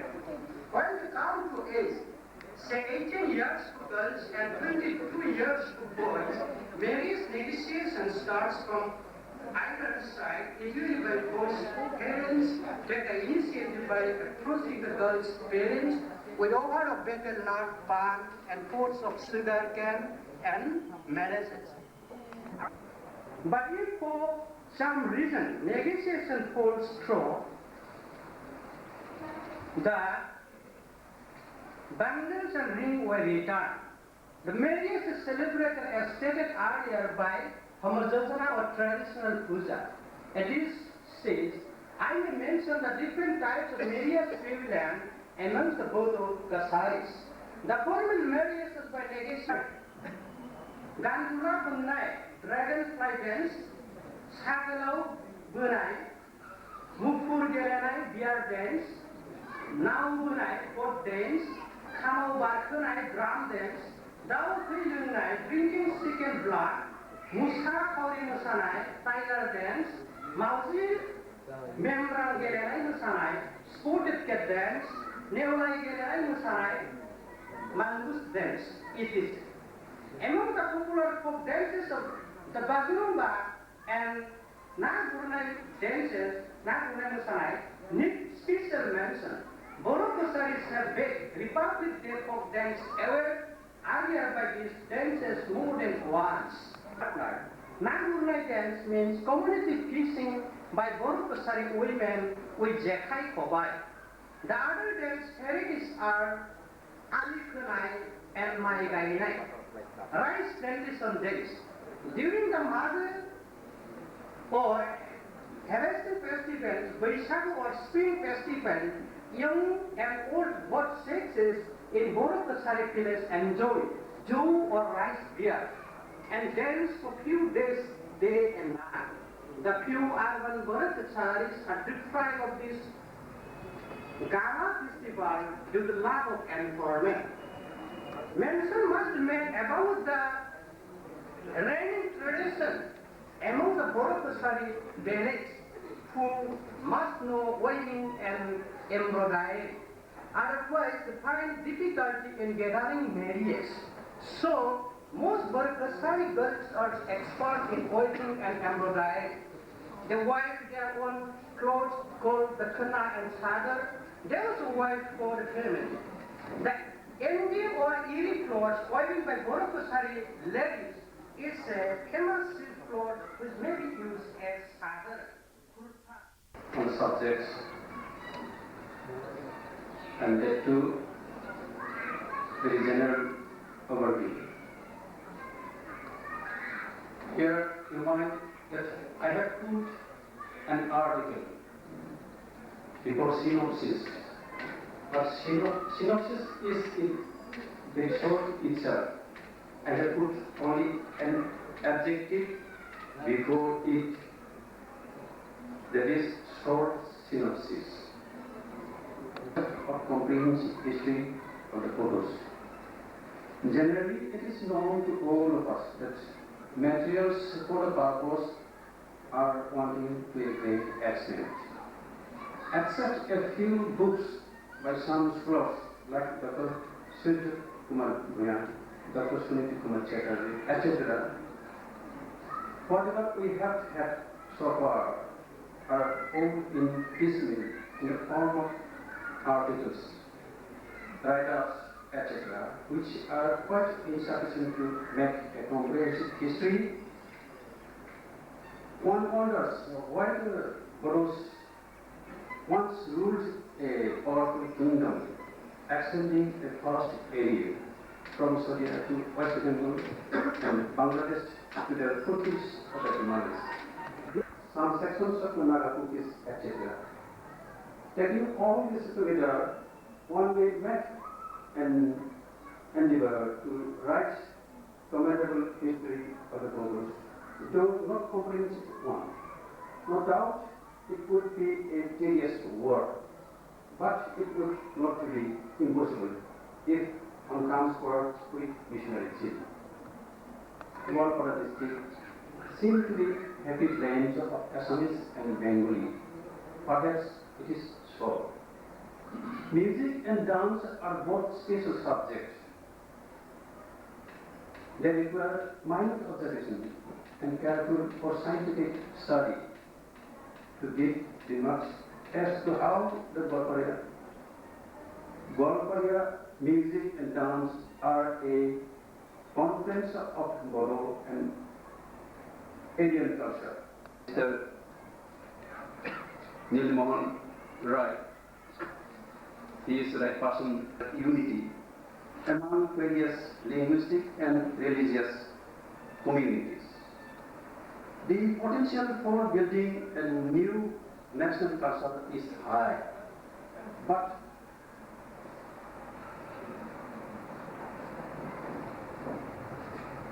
we must keep in mind that a confluence of various cultures does not mean absolute union.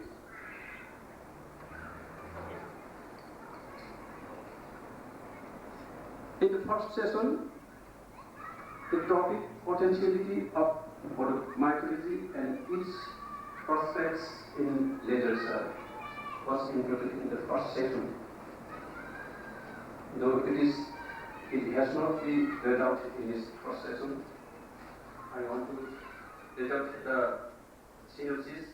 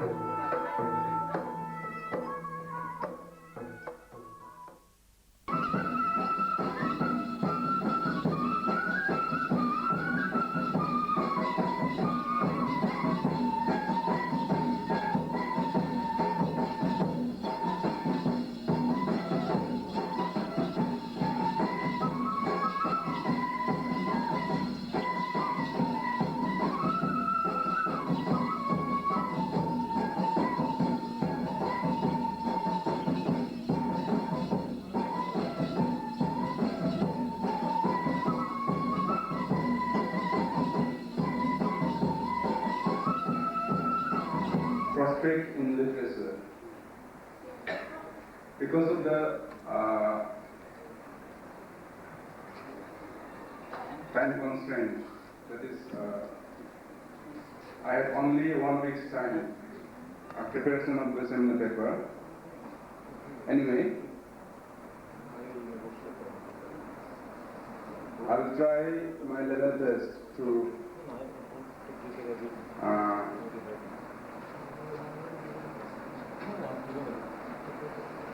being under the purview of my paper, short seminar paper, the different aspects of Bodo myth, which I have seen from the point of view of the oral tradition of the Bodos, and myth as a genre of oral literature is a story that is a strong weapon of cultural and religious tradition of a group or community of people. Myth may be defined as, I quote, a story presented as having occurred in a previous age, explaining the cosmological and supernatural tradition of the people, their gods, heroes, cultural traits, religious belief, etc. Unquote. The Bodos or Bodo Kacharis have a good stock of such myths explaining the cosmological and religious traditions, their gods and goddesses, their musical instruments. The Bodos, like other tribal groups of Northeast India have their own mythologies in sharp contrast to the pan-Indian mythological accounts of gods and goddesses. Dr. P. Goswami thus correctly observed, I quote, "The Assamese themselves possess no myth as such. What they have are derived from Sanskrit sources, the Vedas, the Puranas.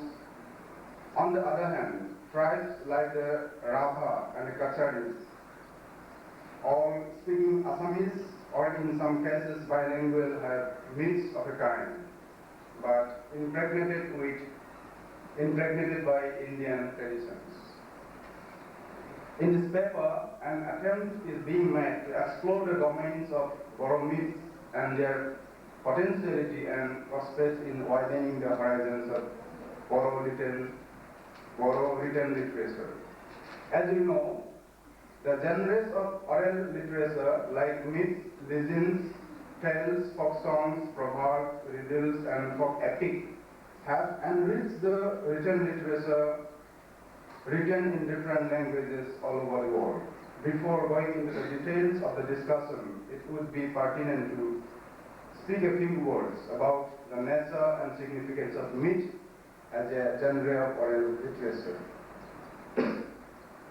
According to W.R. Bascom, myths are prose narratives which, in the society in which they are told, are considered to be truthful account of what happened in the remote past. He writes, they are accepted on faith, they are thought to be believed, and they can be cited as authority in answer to ignorance. Functions as a warrant, a charter, and often even a practical guide to the rites, rituals, magic, and social structure of a people. Houses for the efficiency of rituals and contains practical rules for the guidance of man. It is not an ideal tale, but a hard-worked active force. It is not an intellectual explanation or artistic imagery, but a pragmatic charter of primitive faith and moral wisdom. Myths are gods and goddesses, animals or also heroes whose actions are set in the earlier world when the earth was different from what it is today. Remains a myth in the real sense of the term only as long as the divinity of the actors is recognized. The Bodos have myths or mythical accounts recounting the story of creation and origin of the world and man. There are myths in Bodo oral tradition which recount the origin of natural phenomena. One myth extant in Bodo oral tradition narrates the tale of creation. According to this myth, God Aham Guru initially created two birds, one male and another female. The female one laid two eggs. From the first egg, all the spirits and ghosts as well as insects and plants were born. Out of the other two eggs, Manjim Singh and Devadevi were born. Another version of the myth tells that Lord Anand Gosai was lying in his formless state. Thereupon he decided to create a universe. In a twinkle of an eye, regarding the origin of Kokkrajhar worship and Kokkrajhar dance, alike myths are there regarding the origin of the musical instruments like sarja, sipun, kham, and jota. One mythical account regarding the origin of the Kokkrajhar worship is as follows.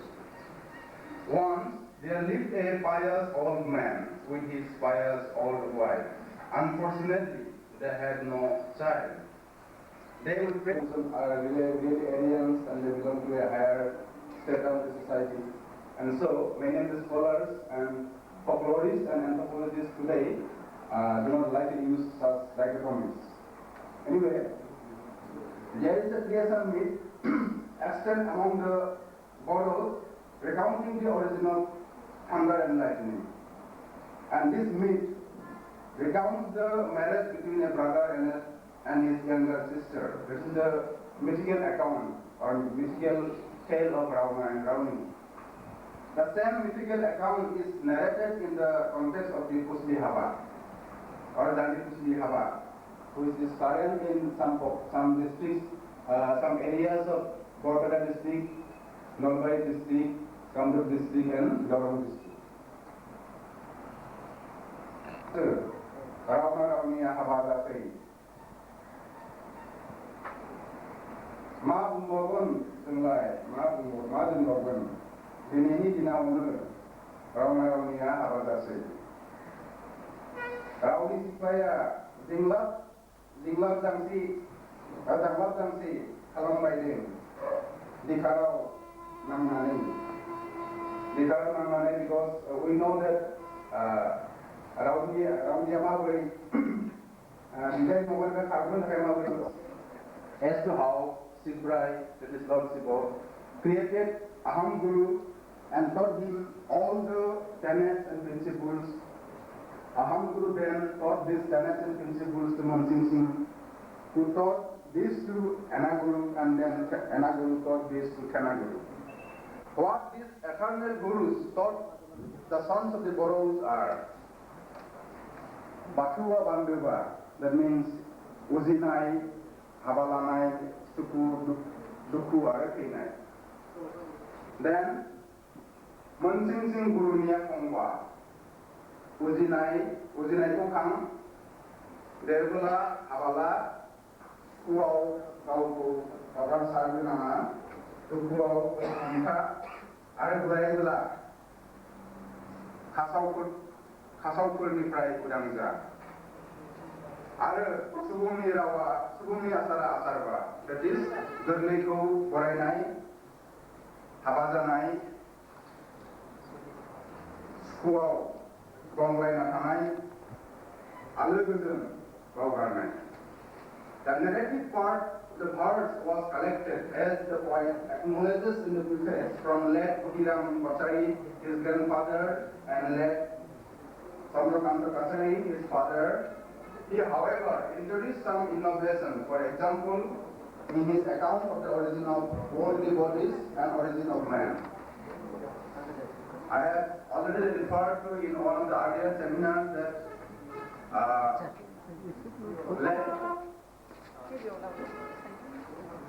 let Bodo, Bihuram Bodo, also collected some of his materials, collected some of his data, some of his thinkings from other mythologies, than that of other than the Bodos. Suppose, for example, regarding the origin of man and the origin of the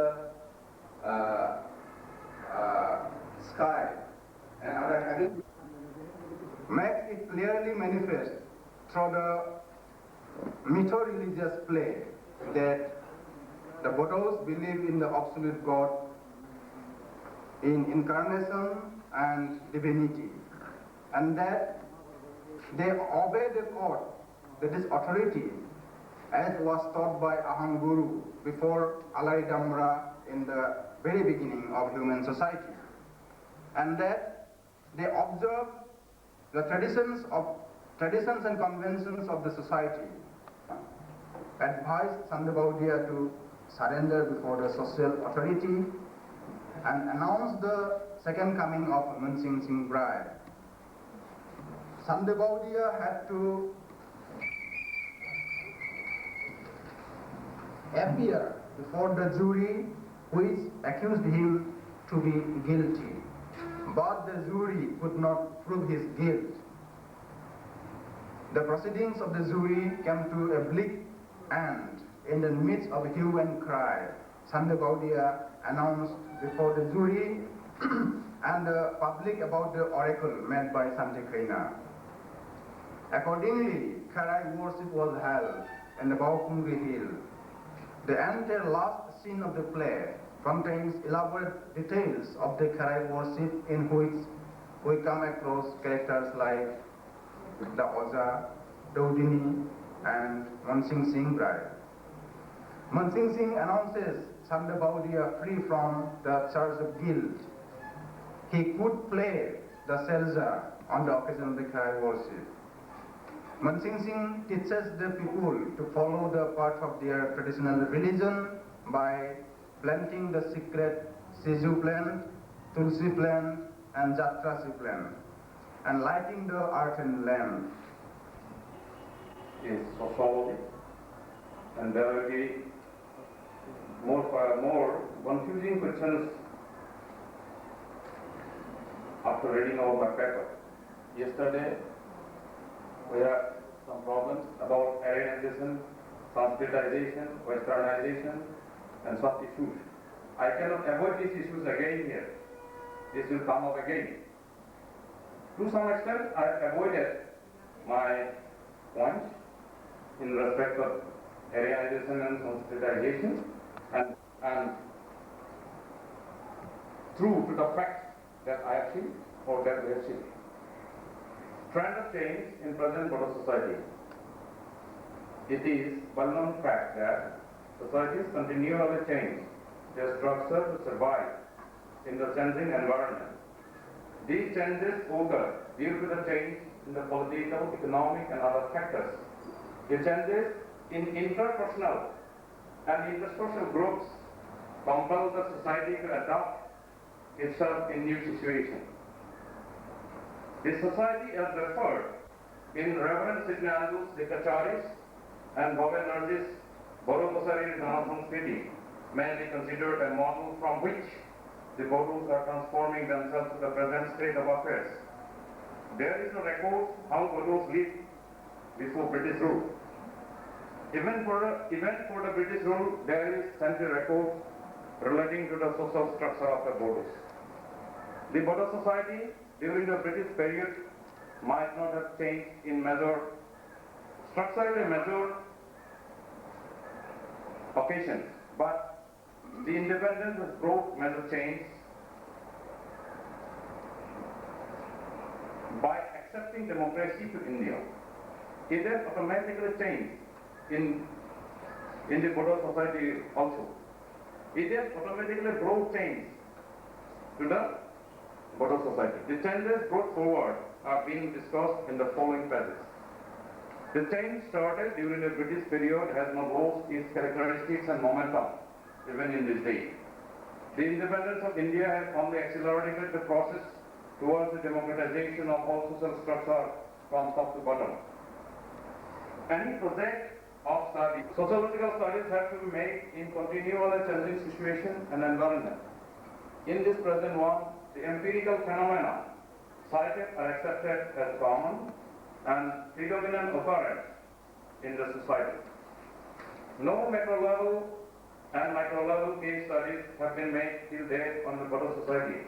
There is vast scope for sociological studies of the society. The process of Aryanization of the Bodo society seems to be over long back.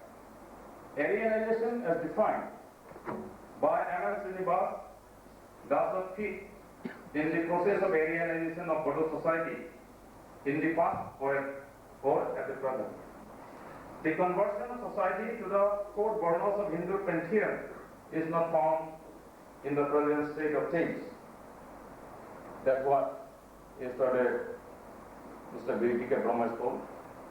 However, the same cannot be said in respect of Sanskritization. Here, I am not meaning the Sanskritization, that is Hinduization of the Bodo society. What I visualize here is from the word Sanskar. Sanskar, that is policy. Not the acceptance of Hindu or Sanskrit tradition, but I am speaking of the reformation and advancement of the society in a better way or something.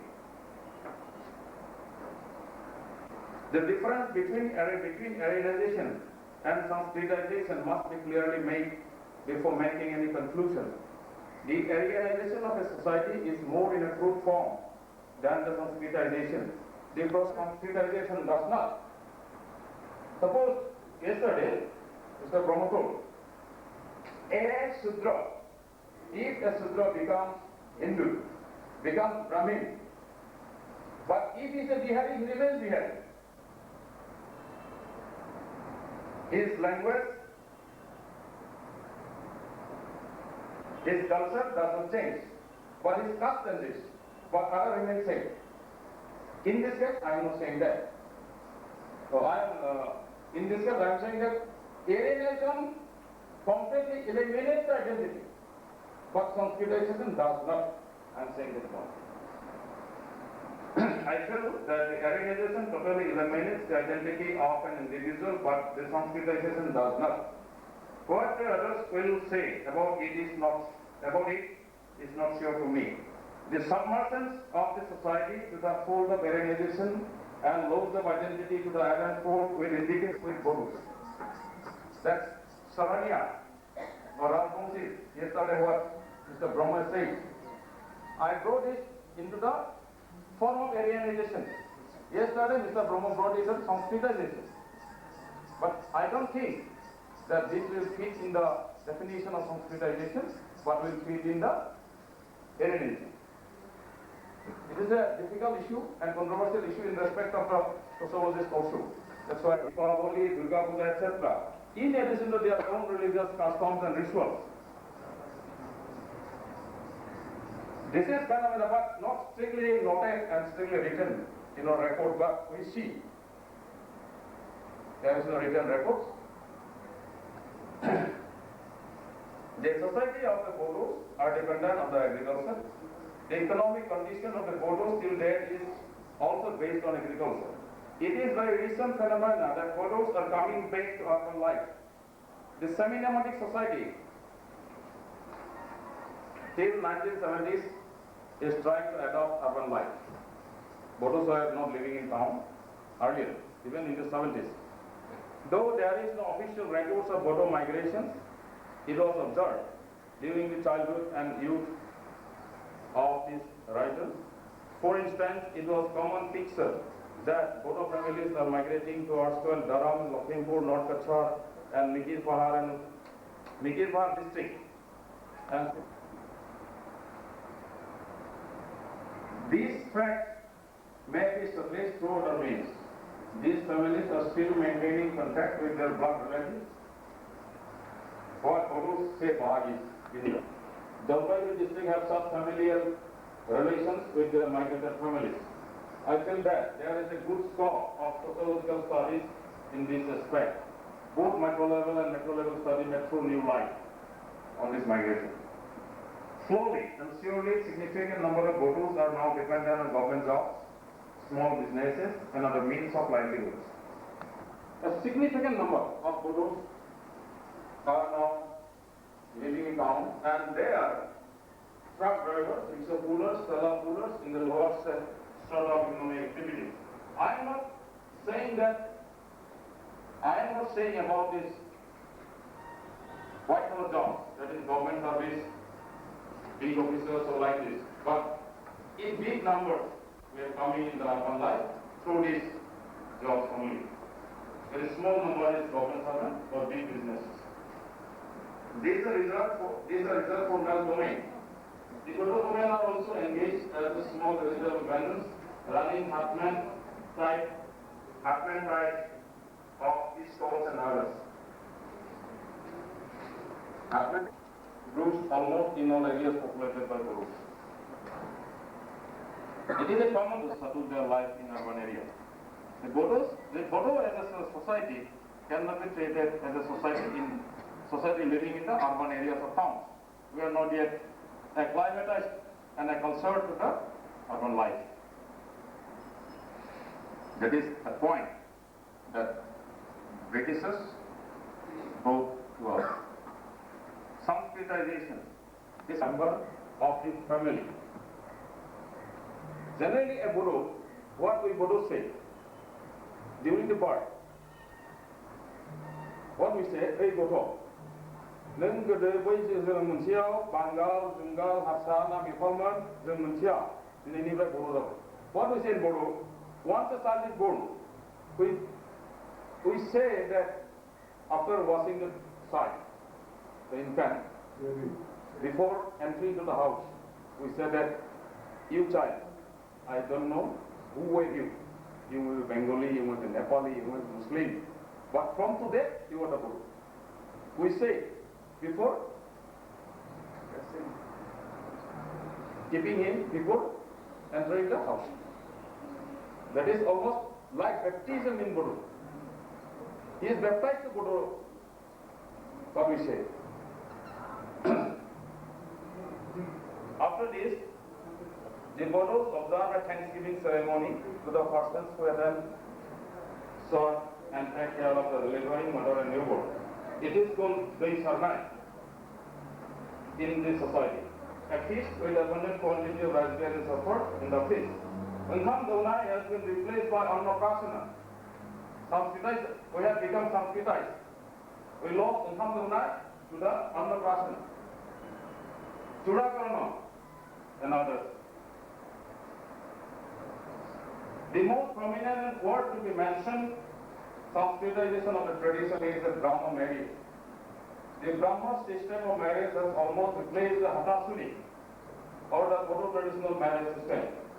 The Asan Khandai or the Dubra Khanai has been replaced by ring ceremony. I think our senior member. Not only that, the day, time, lagnas are also fixed after consulting the Panjikas written on the basis of Hindu astrology. We don't, nowadays we Bodos don't fix date of marriage without consulting Panjika. That is also part of Sanskritization. Till independence, the Bodos have either lived under the Zamindars. To be frankly spoken, under the feudal conditions. Some part of the area populated by the Bodos are certainly under British Crown. During the British period, the Bodos were not methodically organized. As is seen these days, the political organizations during the period were a conglomerate of the numerous tribal society of present Northeast India, which includes present Meghalaya, Nagaland, Mizoram and others. They constituted tribal league to look after the political interests of the tribal people as a whole. But this organization has not affected social structure of the at grassroots level. Systematically, it started to constitute rural level political setup. We don't have political structure in our agrarian setup earlier. Now, we have political setup, student setup, everything. That is I am mentioning here, which were not in the British period or before that.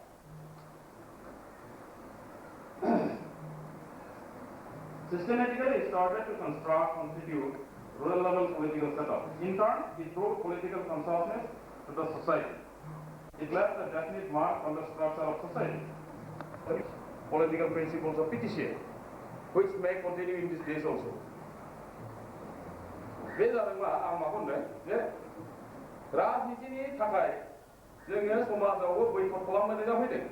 Why I am saying this?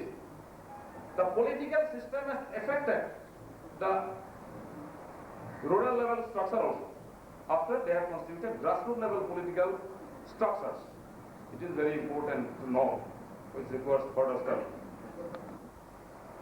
There are different sections of the society and aspects of social life. The Bodo Sabha, all Bodo Students Union are prominent example of such organizations.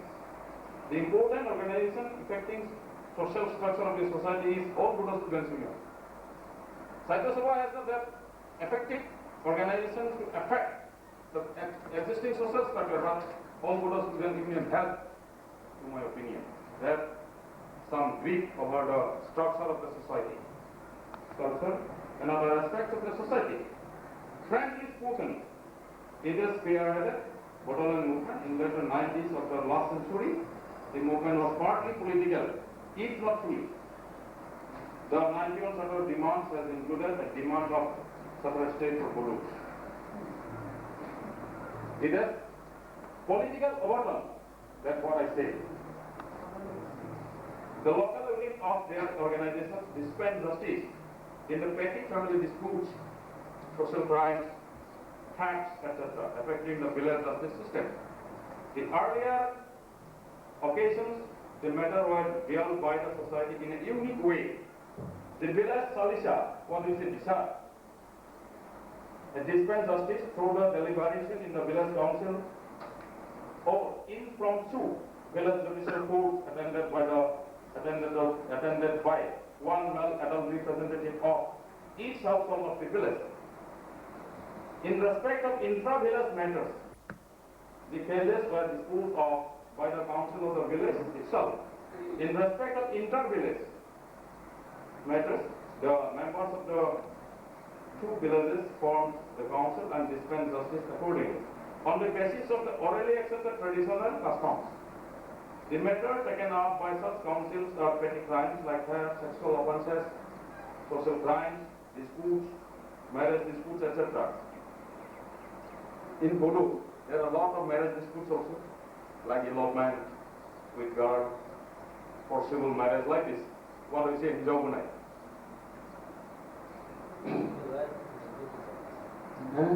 Ours is very common. But at least I have noted this one. The local student units of the state organization sometimes, if not frequently, taken up such matters affecting the day-to-day affairs of the society. It is sometimes true, not everywhere. The another important organization who involve themselves is Bodo Women Welfare Federation. The organization advocates the well-being and importance of the improvement of the status of Bodo women in all aspects of life. The All Bodo Women Welfare Federation preaches and fights for the interest of women in the society. In Bodo society, the status of women were not at par with their male counterparts. The male may marry two or more wives. The married daughter has no right of inheritance to the property of her father. However, when the father is without son, she may get some portion, not full. That you, mister. But he will be assessed as you, father of Amu. That's why I am not written in detail. That is, first husband, son, daughter, like that. Then her name is given and they say that you, Amuk, son, Amuk's father. Not the second husband's name. But when the widow is the Gurjia Lama is also an example of the matriarchal characteristics of the society.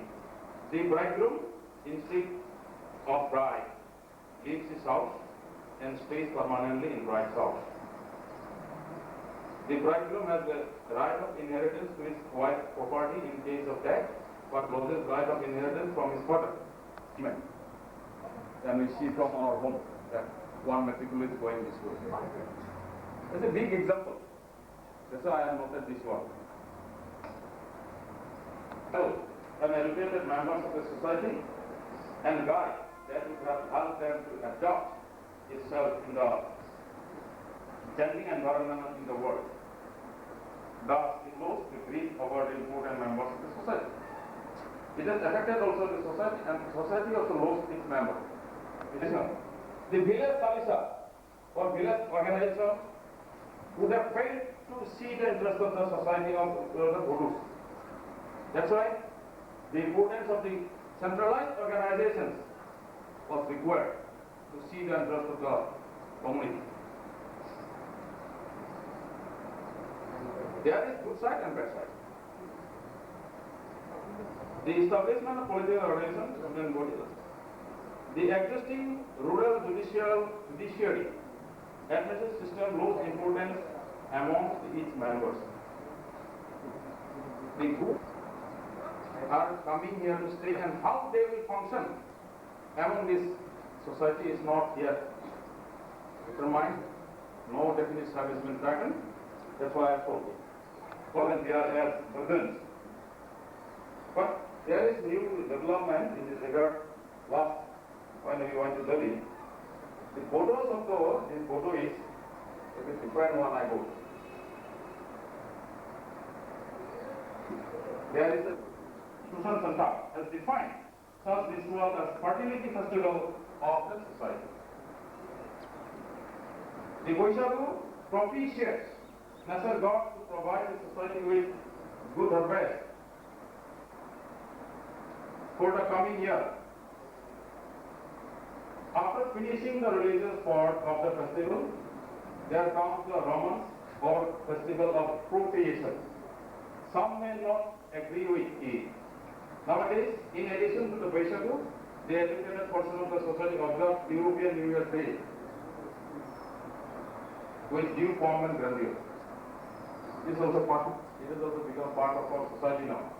The Bodos also observe birthdays of children, which is a new phenomena in urban life. I have already cited that the westernization and Sanskritization has brought religious and cultural festivals to the society. Especially in respect of religious festivals, the Bodos do not and are not proud while observing their own religious festivals. But Bodo religion preach. The Bodo religion requires vigorous efforts from its followers to be accepted by the younger and educated generation, as is done while observing Bodoland in Durga Puja, Kali Puja, and so forth. Because we Bodos feel that we feel inferiority complex while observing our own rituals, especially the young ones. But we love to attend Durga Puja, Kali Puja, Diwali, Holi, because they are better. I have cited that the Bodo Puja can also be preached like Kali Puja, like Durga Puja, and it should be proved like that. So, and gentlemen who are present here on this august occasion, and actually I have been listening to Mr. P.K. Hazurai's paper, and I have come across with some terms which was mentioned earlier also in a studies seminar by Professor B.K. Brahma. And Mr. P.K. Hazurai has mentioned the term Sanskritization in his paper and has drawn references from a studies paper of Professor B.K. Brahma in his topic. In his paper, by the term Sanskritization is going to mean sanskar, he mentioned. As sanskar means reform. That means the term Sanskritization or the Sanskritization has some positive aspects for the betterment of a society. Similarly, yesterday Professor B.K. Brahma in his paper mentioned the term Sanskritization as an imitation. It's an imitation. To me, imitation means parrot fashion following, and there is every possibility of losing self-identity. Will Mr. Hazurai said that Sanskritization is simply not an imitation, or will he say Sanskritization is simply an imitation leading to reform? Sanskritization, what Honorable Scholar M.N. Srinivas has defined is upgradation of an individual from lower caste to higher caste. It is a very narrow interpretation of Sanskritization. What yesterday Mr. Binagama has shown. Therefore, Sanskritization in respect of Bodos cannot be clearly fixed and fitted in the Bodo society. Because I have already told, in Bihari society, in Bihar, of course, a Sudra may become Brahmin by Sanskritization, but he remained Bihari.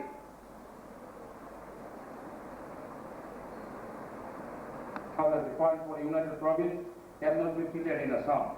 That's why a small variation and minor addition and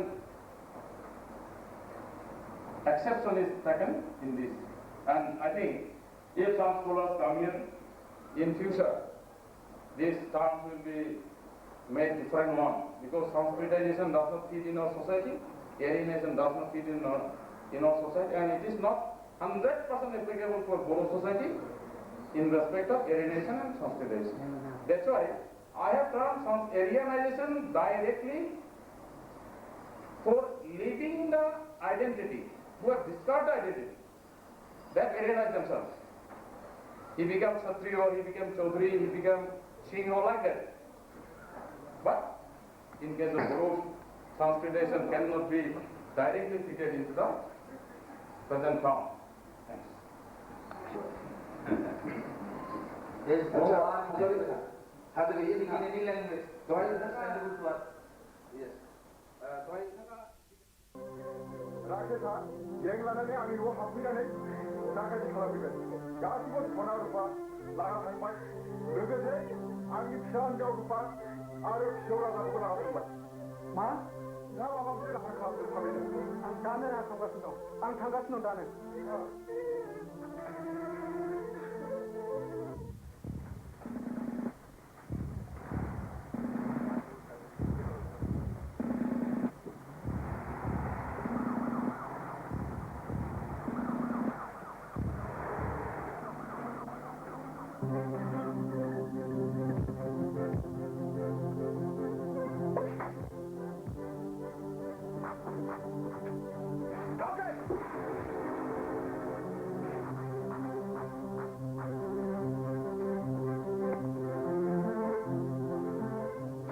खेमा थांबाय जानांगौ बिसोरो थौ जों बाव थांसै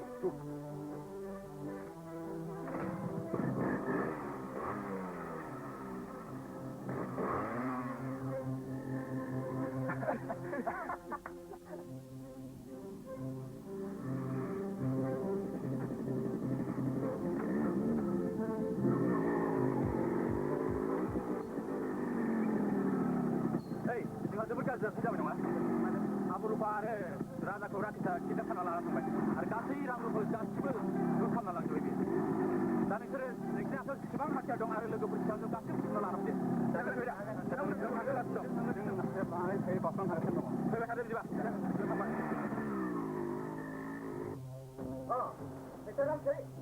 फैनो हागोन जोंनि खोथा सोलिनो थानो हागोन खुरि दाम जाहैनो मा खामानिया thank you Wait, come on.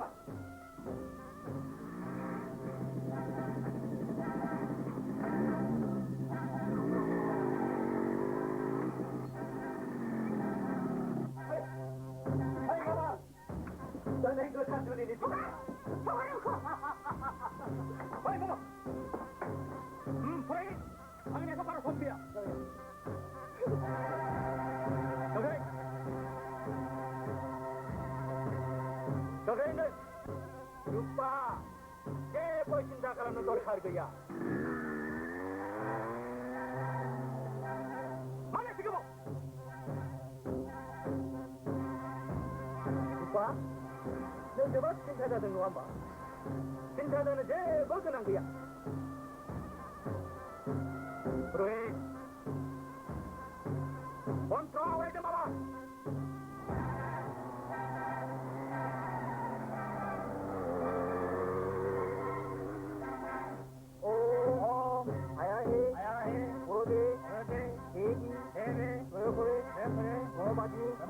Ayuti, Penusang, Penusang, Masuk.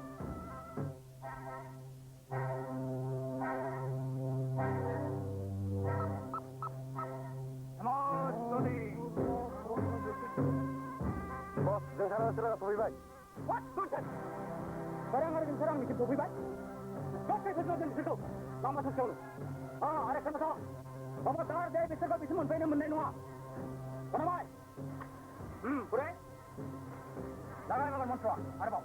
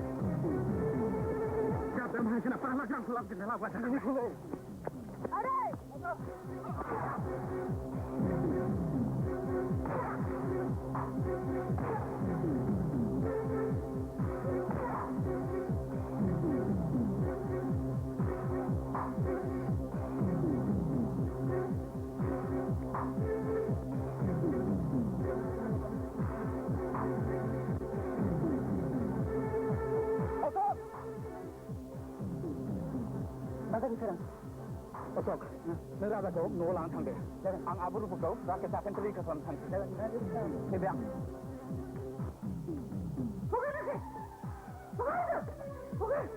Rakyat.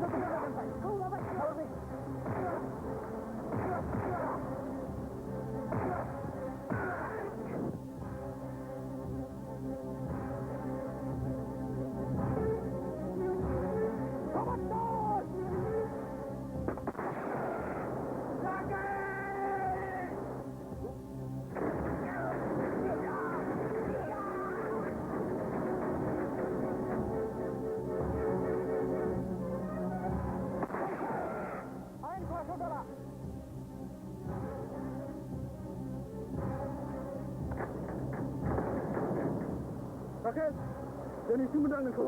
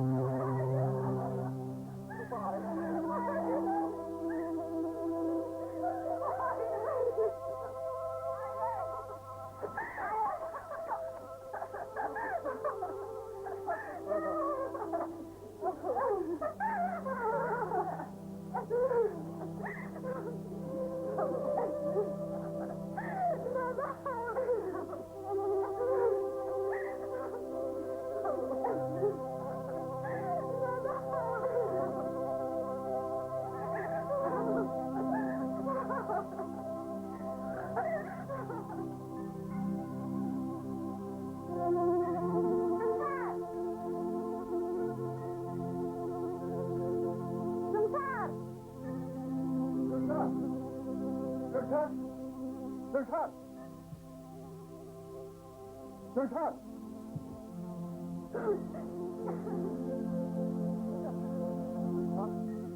Nung mo dang idong ko? Oo, ang sige din.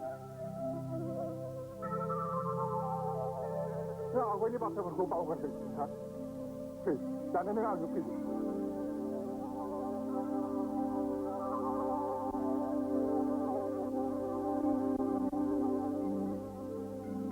Sultan, Rufai, nungshini sangareko, nungshini hasaneko, angini jasaneko. nungshini yunni jiuna, godan kala jasan.